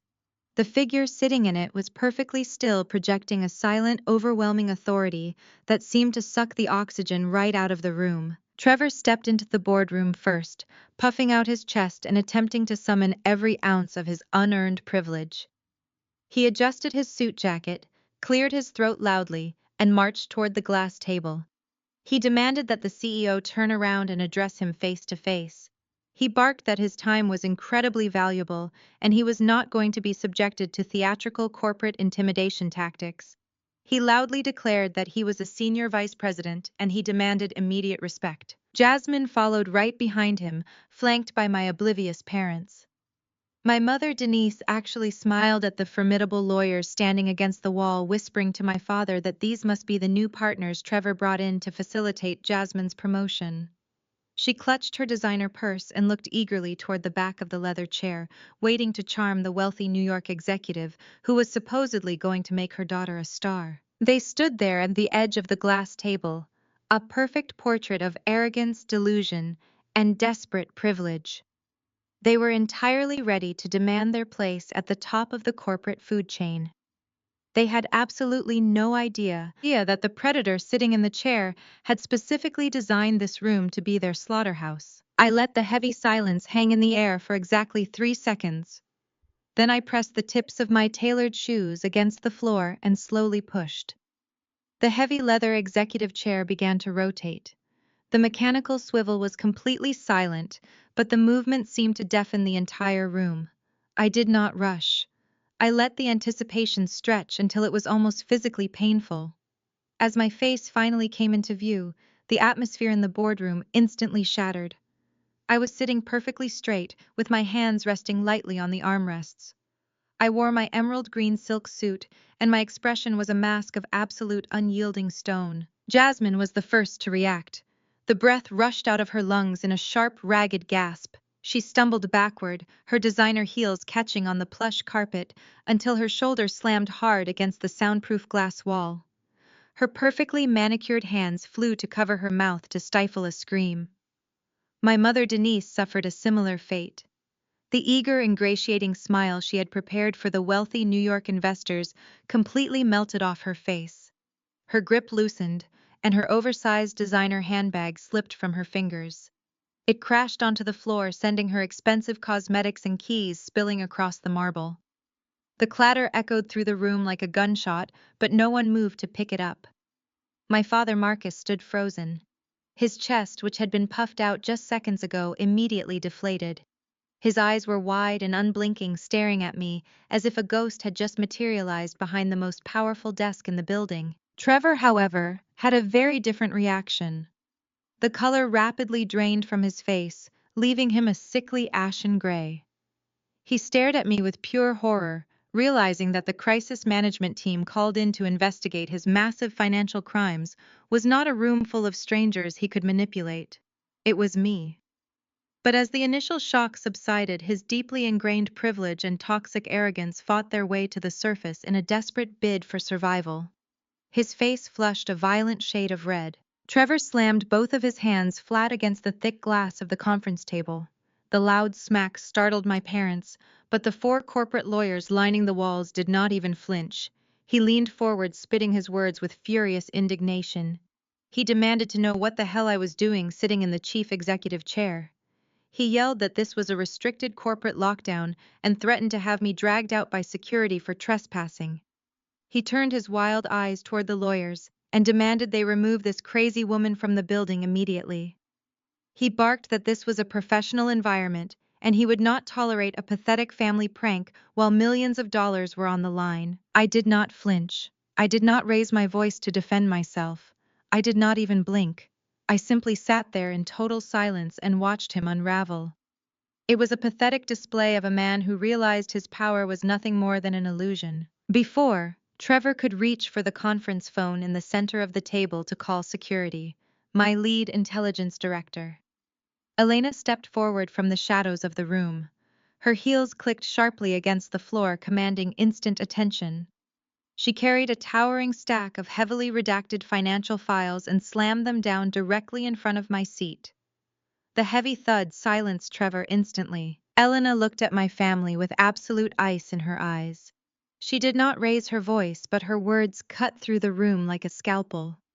"You will lower your voice and step back from the table," she instructed Trevor coldly. "Allow me to introduce you to the room." She gestured toward me with a crisp, professional motion. You are currently speaking to Ms. Nia. She is the founder and chief executive officer of Apex Vanguard. Furthermore, as of 8 o'clock this morning, she is the newly appointed majority voting shareholder of this entire financial group. The room grew so quiet, I could hear the faint hum of the air conditioning. Elena paused, letting the staggering weight of those titles sink deep into their bones. Then she delivered the final crushing blow.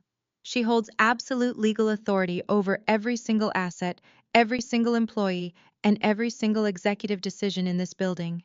You are standing in her boardroom. You are breathing her air. The psychological crushing weight of that reality pressed down on my family, completely obliterating their delusions of grandeur. The suffocation in the room was palpable. Jasmine began to shake uncontrollably, her hands clutching her stomach as she looked wildly around the room for an exit that did not exist. My mother looked from Elena to the intimidating lawyers and finally back to me. Her mind was desperately trying to bridge an impossible gap between the daughter she had thrown away and the corporate titan sitting before her holding the keys to their entire existence. My father braced himself against the wall, looking physically ill. Trevor shook his head wildly, violently rejecting reality. He pointed a shaking finger at me and shouted that this was an illegal conflict of interest. His voice cracked, revealing the raw terror hiding beneath his anger. He accused me of staging a personal vendetta and threatened to tie my company up in federal litigation for decades. He told me I had absolutely no right to interfere with his venture capital fund and that he would call the police to report corporate espionage. I finally moved. I leaned forward, resting my elbows on the cool glass table and folded my hands together. I looked directly into Trevor's panicked eyes, piercing straight through his bravado. I told him he lost the right to dictate legal terms the moment he created 3 offshore shell companies to funnel $5 million of stolen corporate capital out of his investors' pockets. Trevor gasped, as if all the oxygen had been vacuumed from the room. He stared at me with wild eyes, but his deeply ingrained privilege refused to let him surrender without a fight. He had spent his entire life failing upward, protected by his background, his connections, and a society that handed him second chances on a silver platter.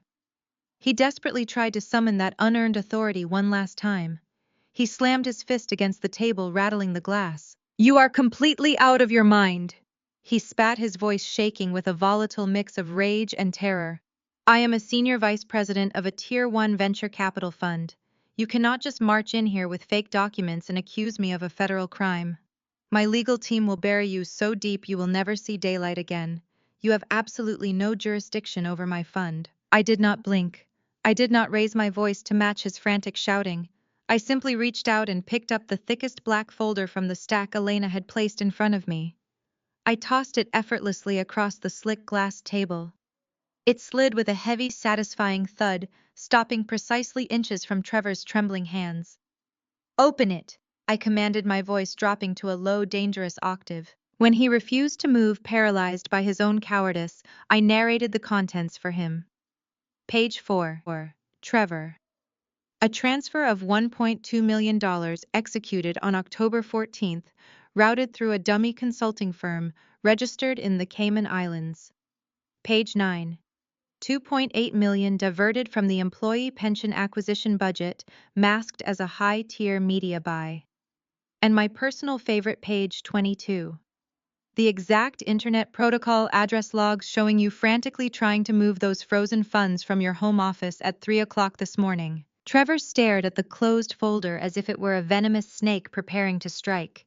He opened his mouth to speak, to offer some convoluted excuse about market volatility or aggressive restructuring strategies, but his voice completely failed him.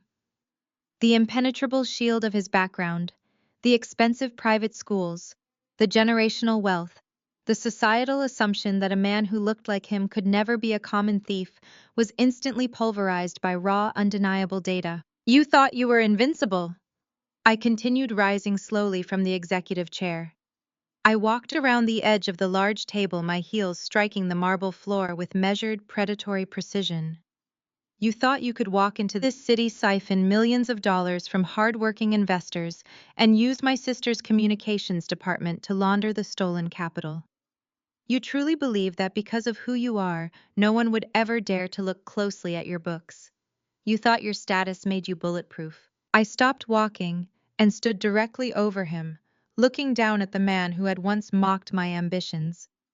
But you made one fatal miscalculation, Trevor. You left a digital paper trail so wide and so bloody that even a first-year accounting student could have caught you. Trevor stumbled backward, his knees hitting the edge of a leather guest chair. He collapsed into it, running his hands frantically through his disheveled hair. The arrogant, condescending man who had laughed in my face and locked me in a bedroom 7 years ago was entirely gone. In his place sat a terrified, pathetic criminal who finally realized he was going to federal prison. He looked wildly at the four corporate lawyers standing along the wall, his eyes begging for some sort of professional courtesy, a secret handshake, an implicit understanding among men of status. But the lawyers simply stared back with absolute chilling apathy. They were my lawyers, and they smelled blood in the water. Trevor, Jasmine whispered, her voice cracking with pure terror. She rushed to his side, grabbing his shoulder with her shaking hands. Tell her she is lying. Tell them it is a mistake. You said the audit was just a formality. You said we were untouchable. Trevor could not even look at her. He kept his eyes glued to the floor, his breath coming in shallow, ragged gasps. My father. Marcus took a step forward. His hands shaking so violently, he had to grip the back of a chair to steady himself. Trevor, son, please tell me this is a misunderstanding. We leveraged the house for your initial seed capital. You told us the returns were guaranteed. You said our investment was safe. Cornered and desperate, Trevor's survival instinct kicked in. The facade of the perfect wealthy son-in-law completely shattered, and he immediately turned on the very people who had worshipped him. Shut up! He snarled at my father, his voice dripping with sudden venomous contempt. You ignorant old fool! You really thought I was going to make you rich. I used your equity to cover my margins because you were desperate enough to buy into my status. You handed me your money because you wanted to brag at your pathetic country club. Then he whipped his head toward Jasmine, batting her hand away as if her touch burned him. And you, he hissed, his face twisting in disgust. You were the perfect idiot. You signed every single fraudulent invoice I put on your desk without reading a single word, because you were too busy planning our next vacation and posting photos of your designer bags. You cared more about your fake vice president title than doing your actual job. You are just as guilty as I am. Jasmine let out a sharp, devastated wail, stepping back from him, as if she had been physically struck. The illusion of her perfect marriage dissolved into ashes right in front of her eyes. My parents stood paralyzed, forced to listen as the man they had chosen over their own daughter verbally decimated them. Trevor turned his frantic eyes back to me. His anger evaporated, replaced by a sickening, desperate need to save himself. He realized threats would not work, so he tried to bargain. Nia, listen to me, he stammered, raising his hands in a placating, pleading gesture. We can fix this. You are a crisis manager, right? That is what you do. You fix things. We can make a deal. I can restructure the debt. I have contacts. I can get the money back into the accounts before the federal authorities realize it is gone. Just give me 48 hours. We are family. You can take a percentage. You can take whatever you want. I looked down at him, my expression twisting into one of pure, absolute disgust. You are trying to bribe me with money that you do not even have, I said, my voice razor-sharp, cutting through his pathetic pleas. You still do not understand the reality of your situation.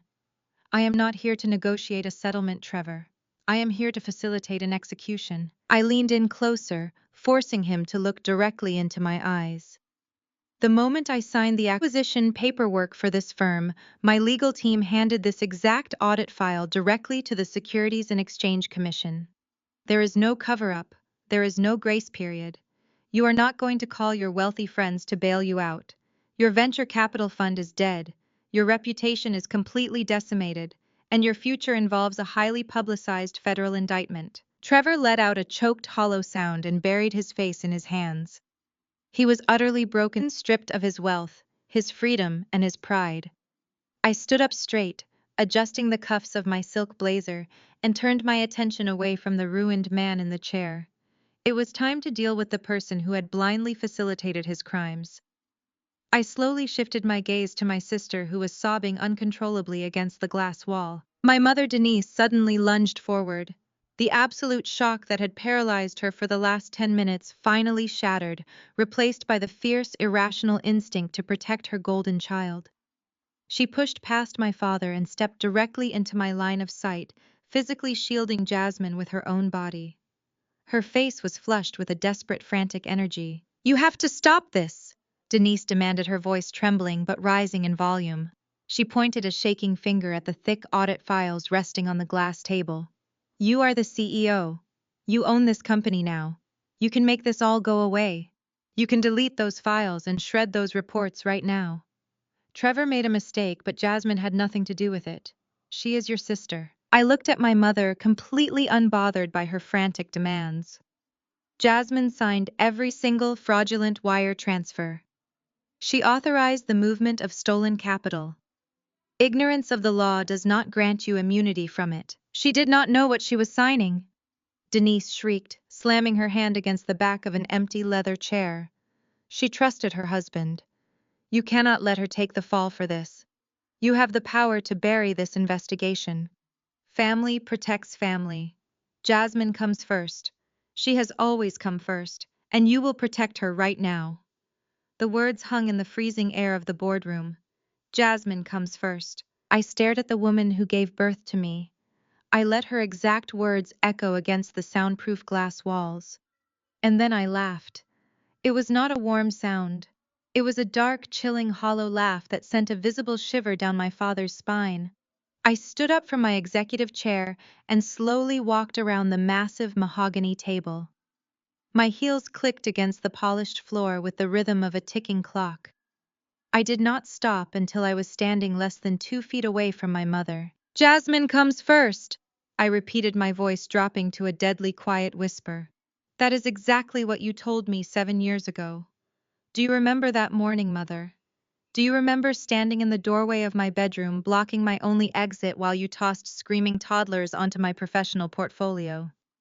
Denise swallowed hard, stepping back as I advanced. "You told me my career was a joke." I continued, my gaze locking her in place. "You told me my only purpose in life was to be a stepping stone to protect Jasmine's perfect marriage. You demanded that I sacrifice my entire future just so she could go drink champagne on a mountain.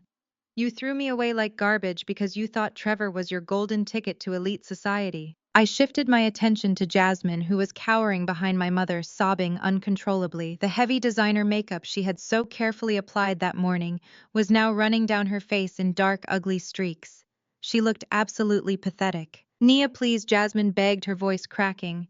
She clasped her hands together in front of her chest. "I did not know what I was doing. I just wanted to be successful. I just wanted everyone to be proud of me. You cannot let them send me to prison. I will lose everything. My friends, my house, my reputation." "You wanted the title without the work," I stated coldly. "You wanted the corner office and the corporate crown, but you refused to do the heavy lifting required to actually earn it. You were so utterly obsessed with curating a fake life on social media that you became the perfect clueless accomplice to a federal crime." I turned back to my mother, holding her gaze with absolute unyielding authority. "But you are right about one thing, Mother. I am finally prioritizing my sister. As the head of this firm, it is my sworn fiduciary duty to prioritize the immediate removal of all toxic corporate liabilities." I signaled to Elena. My intelligence director stepped forward with crisp military precision and handed me a single sheet of paper printed on heavy watermarked corporate letterhead. I held the document up so Jasmine could clearly see the bold red termination stamp at the top. "Jasmine," I announced, my voice ringing out with the absolute, unquestionable power of a corporate executioner. "As the chief executive officer and the controlling voting shareholder of this financial group, I am officially terminating your employment effective immediately. You are fired for gross negligence, severe breach of fiduciary duty, and active complicity in federal wire fraud." Jasmine let out a sharp, devastated wail. She crumpled to the floor, her knees hitting the expensive carpet as she buried her face in her hands. I did not flinch. I read the rest of the terms with the surgical precision of a machine. "You will receive no severance package. Your corporate stock options are permanently voided. Your executive health benefits are canceled as of this exact second. You are no longer the vice president. You are a civilian and you are a massive legal liability to my empire. My father Marcus finally broke his silence.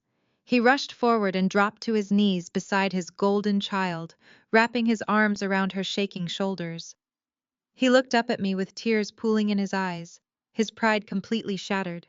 Nia, I am begging you, he pleaded, his voice thick with desperation. She will lose everything. Trevor has ruined us. We have nothing left to fall back on. Please have some mercy on your own blood. You drained the well of my mercy. 7 years ago, I replied, staring down at the pathetic scene unfolding on the floor of my boardroom. You chose your golden child and your wealthy white son-in-law over your own flesh and blood. You made your bed with stolen money and toxic arrogance. Now you get to sleep in it. I turned to the two security contractors waiting silently by the heavy mahogany doors. I gave them a sharp, definitive nod. Escort this former employee to the ground floor. She is not permitted to return to her office. She is not permitted to collect any personal belongings. Ensure she leaves the premises immediately. The guards stepped forward, their expressions completely blank, and grabbed Jasmine by the arms. They hauled her to her feet. She kicked and thrashed, screaming my name, begging me to change my mind, begging our mother to do something. Denise lunged forward, trying to pull Jasmine away from the guards, but Elena smoothly stepped into her path, blocking her with an intimidating, impenetrable stance. "Take your hands off her!" Denise shrieked, her voice echoing wildly against the glass. "You cannot do this! You are destroying our family. We will have nothing." "I am not destroying anything," I said quietly, watching the guards drag my sister toward the elevator banks. "I am simply sweeping up the trash that you actively encouraged her to leave behind." Trevor, who had been sitting in paralyzed silence this entire time, finally realized the absolute finality of the situation. His wife was gone. His job was gone. His fake empire had been burned to ashes in a matter of minutes.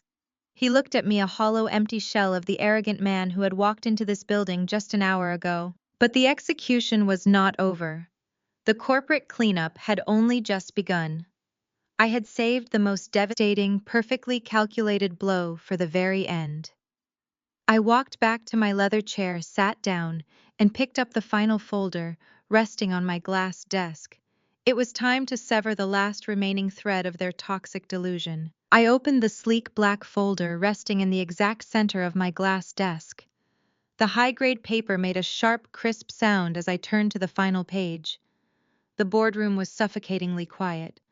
Trevor was still slumped in his guest chair, staring blankly at the polished marble floor. My father was holding my mother, who was trembling violently against his chest. They were waiting for me to dismiss them. They genuinely thought the worst was over. They thought watching Jasmine lose her corporate title and her stolen lifestyle was the ultimate penalty. They were entirely wrong. The corporate cleanup was just entering its final phase. I looked directly at Marcus and Denise. I asked them a very simple financial question. I asked them if they understood how venture capital seed funding actually worked. My father blinked, his eyes red and confused. He opened his mouth to speak, but no sound came out. He was completely out of his depth. I did not wait for his answer. I reminded them of the lavish dinner they had hosted 5 years ago, the one they had posted hundreds of photos of on social media. They had celebrated Trevor launching his independent fund, touting him as a financial genius. But the reality was that Trevor did not have liquid capital back then. His wealthy family had quietly cut him off because they knew exactly how reckless and incompetent he truly was. He needed a guarantor. He needed a massive line of credit to rent his office, hire his staff, and create the illusion of success. He needed someone foolish enough to underwrite his massive bank loans. "He looked at the two of you," I said, my voice slicing through the silent room like a blade. Two people so utterly desperate for social validation, so hungry to be tied to a man of his perceived racial and economic status, that you did not even bother to read the fine print. You wanted to brag at your country club so badly that you handed him a blank check. I reached into the folder and pulled out a heavy stapled legal document. It was a master loan agreement and a deed of trust. The signatures at the bottom were instantly recognizable. You leveraged the entire equity of your sprawling 6-bedroom house. I continued holding the document up so they could see their own handwriting. You signed away your sanctuary. The very same house where you locked me in a bedroom to protect his vacation. You put your entire life on the line to guarantee Trevor's toxic debts. You bet your entire existence on a man who despised you behind your backs. My mother let out a small, wounded gasp. She looked at Trevor, demanding that he tell me this was a lie. She begged him to assure her that their home was safe. Trevor did not even lift his head. He just pulled at his loose silk tie, completely defeated. I set the document down and explained the mechanics of high-level banking to them as if I were speaking to children. I told them that when the internal audit flagged Trevor's massive wire fraud last week, his primary lenders instantly panicked. Major banks absolutely despise criminal liability. They immediately categorized his entire portfolio as distressed toxic debt. And when banks want to quietly offload toxic debt before a federal investigation goes public, they sell it for pennies on the dollar to massive private equity firms. They sell it to firms exactly like Apex Vanguard. I watched the exact second the catastrophic math finally clicked in my father's head. His knees literally buckled beneath him. He had to grab the edge of the heavy glass conference table with both hands just to stop himself from collapsing onto the floor. His breathing became shallow and erratic. My mother looked at him frantically, shaking his arm and demanding to know what I meant. My father could barely speak. A single tear rolled down his weathered cheek. He choked on his words as he looked at my mother and told her that I owned their debt. I stood up from my chair and buttoned my emerald silk blazer. I corrected him. I told him I did not just own their debt. I explained that because Trevor had officially defaulted on the terms of the loan by committing federal fraud, the collateral was subject to immediate seizure. "I own your house," I announced, the words ringing out with absolute terrifying finality. "I own the walls, the roof, the front door, and the beautiful rose garden where I scraped my hands climbing out of a window 7 years ago. Every single brick of your perfect suburban illusion belongs entirely to me. I hold the deed to your entire life." The silence that followed was heavy enough to crush bone. My mother dropped to her knees right there in the middle of the boardroom.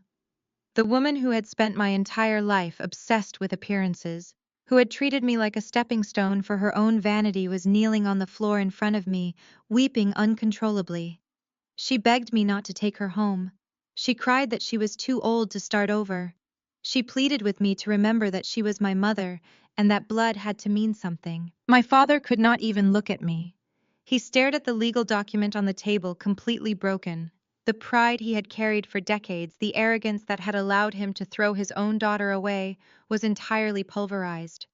They were completely at my mercy. Their fate, their shelter, their entire future was resting in the palm of my hand. I looked down at the two people who had caused me so much pain. I felt absolutely no pity.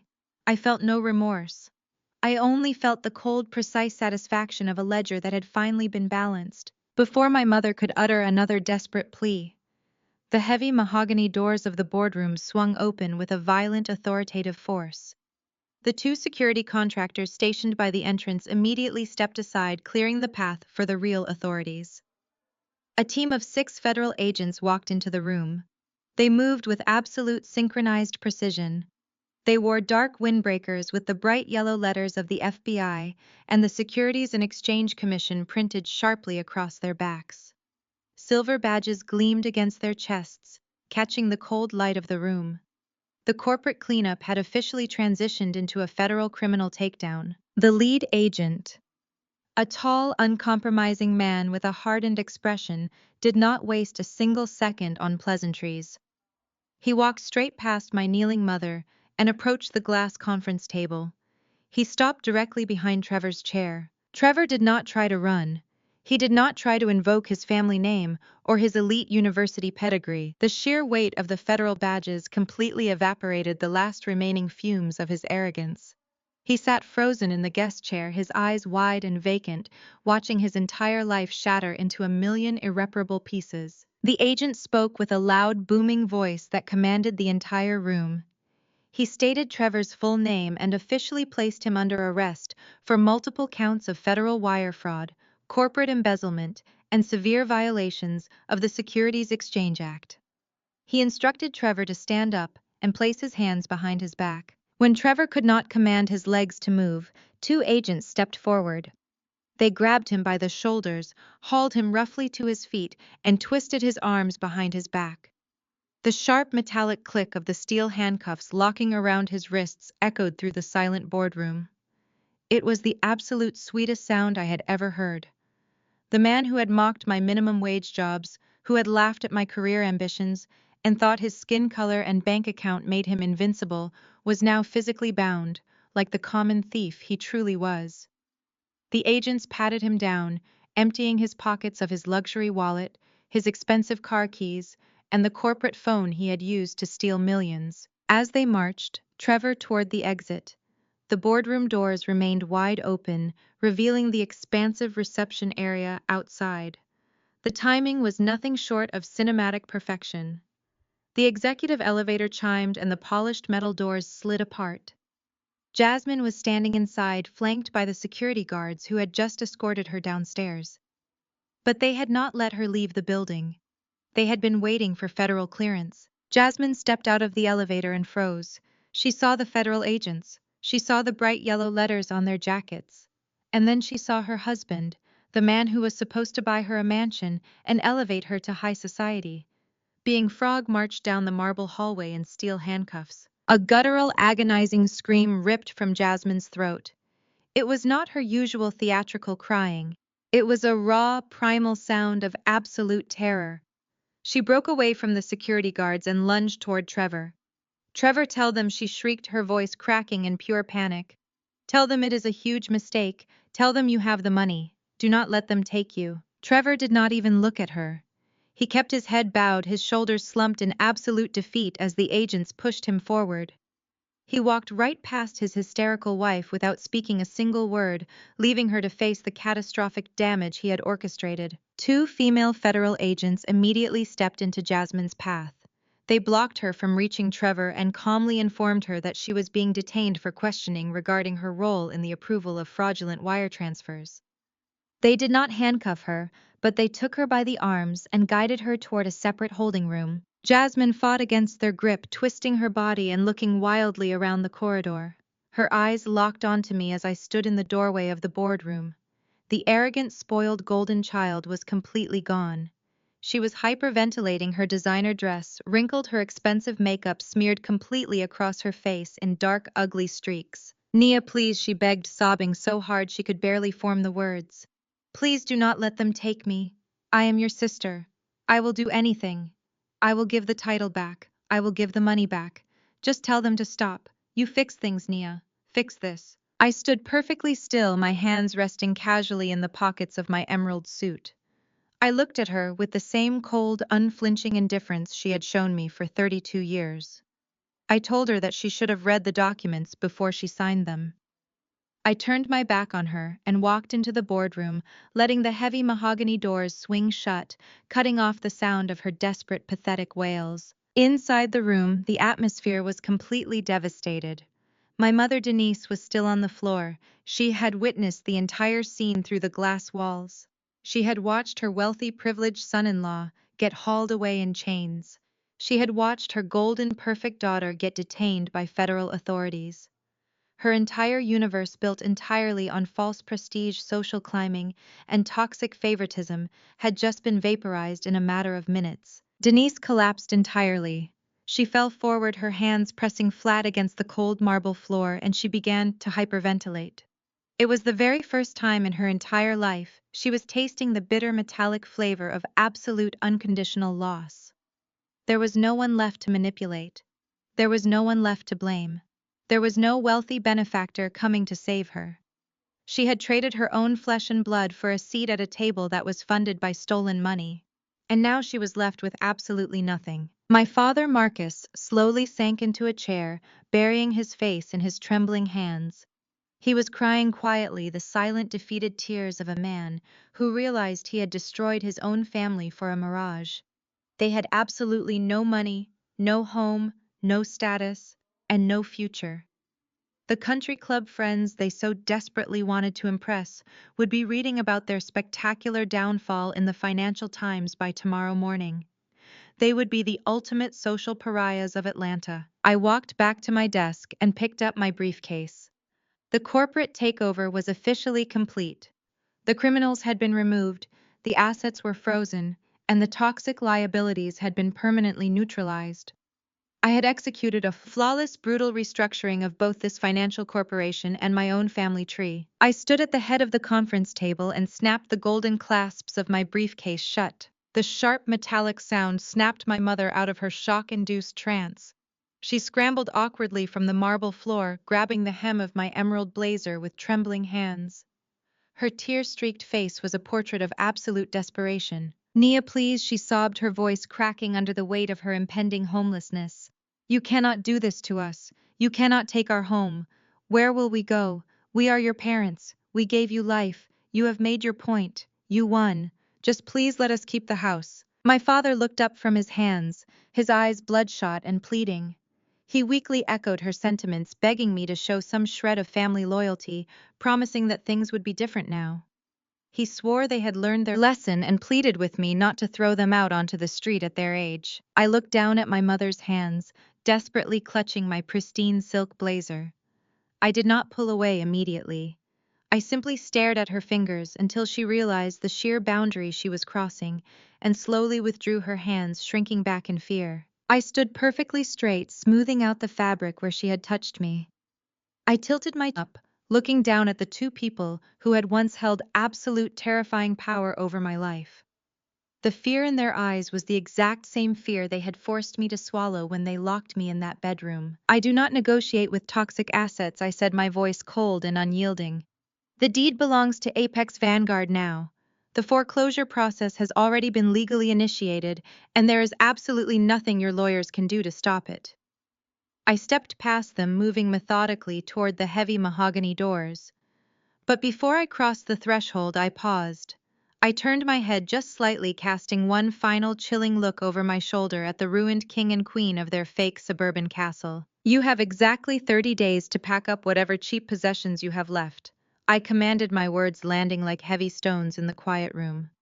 "Do not attempt to strip the fixtures or damage the property. My security team will be monitoring the premises 24/7. And when the 30th day arrives, I want you to remember one very specific instruction." My parents stared at me, holding their breath. "Do not walk out through the front door," I stated, my tone dripping with absolute finality. "You will pack your bags, and you will leave through the back door. You will exit through the dirt and the mud exactly how you forced me to leave 7 years ago." I turned my back on them and walked out of the boardroom. I strode down the executive corridor, my heels clicking rhythmically against the floor, and I did not look back. Not even once. The scene transitions smoothly from that cold corporate hallway back to the warm, ambient lighting of my penthouse in Atlanta. I am sitting exactly where I started this story, relaxing on my custom leather sofa, with the glittering city skyline stretched out endlessly behind me. I lift my crystal flute of vintage champagne, taking a slow, deeply satisfying sip. The distant hum of the traffic far below feels like a victory march. Society constantly conditions us to believe that blood is an unbreakable, absolute bond. They preach that we must endlessly forgive every betrayal, absorb every insult, and willingly sacrifice our own potential just to keep the peace at a toxic family dinner table. But that is a dangerous lie designed to keep abusive cycles alive. Family is supposed to be a solid foundation of support, not a heavy anchor dragging you into the abyss of their own failures. When the people who are supposed to protect you decide to sell you out for their own superficial vanity, you have zero obligation to be their safety net. Cutting my family off was not an act of cruelty. It was the ultimate act of self-preservation. I stopped begging for a seat at a table that was built on lies, stolen money, and unearned privilege. I walked out into the dirt and built my own empire from the ground up. I realized that my worth was never determined by their approval. True, undeniable power comes from absolute independence. When you control your own narrative and you own your own capital, nobody can ever lock you in a room again. They expected me to remain the invisible submissive sister forever. Instead, I became the architect of their complete destruction. You have heard my story. Now I want to hear yours. Have you ever had to cut ties with a toxic family member who tried to diminish your light? Have you ever had to walk away from a table where respect was no longer being served? Drop down into the comments below and share your experiences. Tell me how you broke free from the people who tried to hold you back. Hit that like button and subscribe to the channel if you believe in unapologetically taking your power back. People always love to say that living well is the best revenge. But they are entirely wrong. The best revenge is not harboring anger. It is not screaming or crying or desperately trying to make a narcissist understand your pain. The best revenge is a blood-soaked financial report.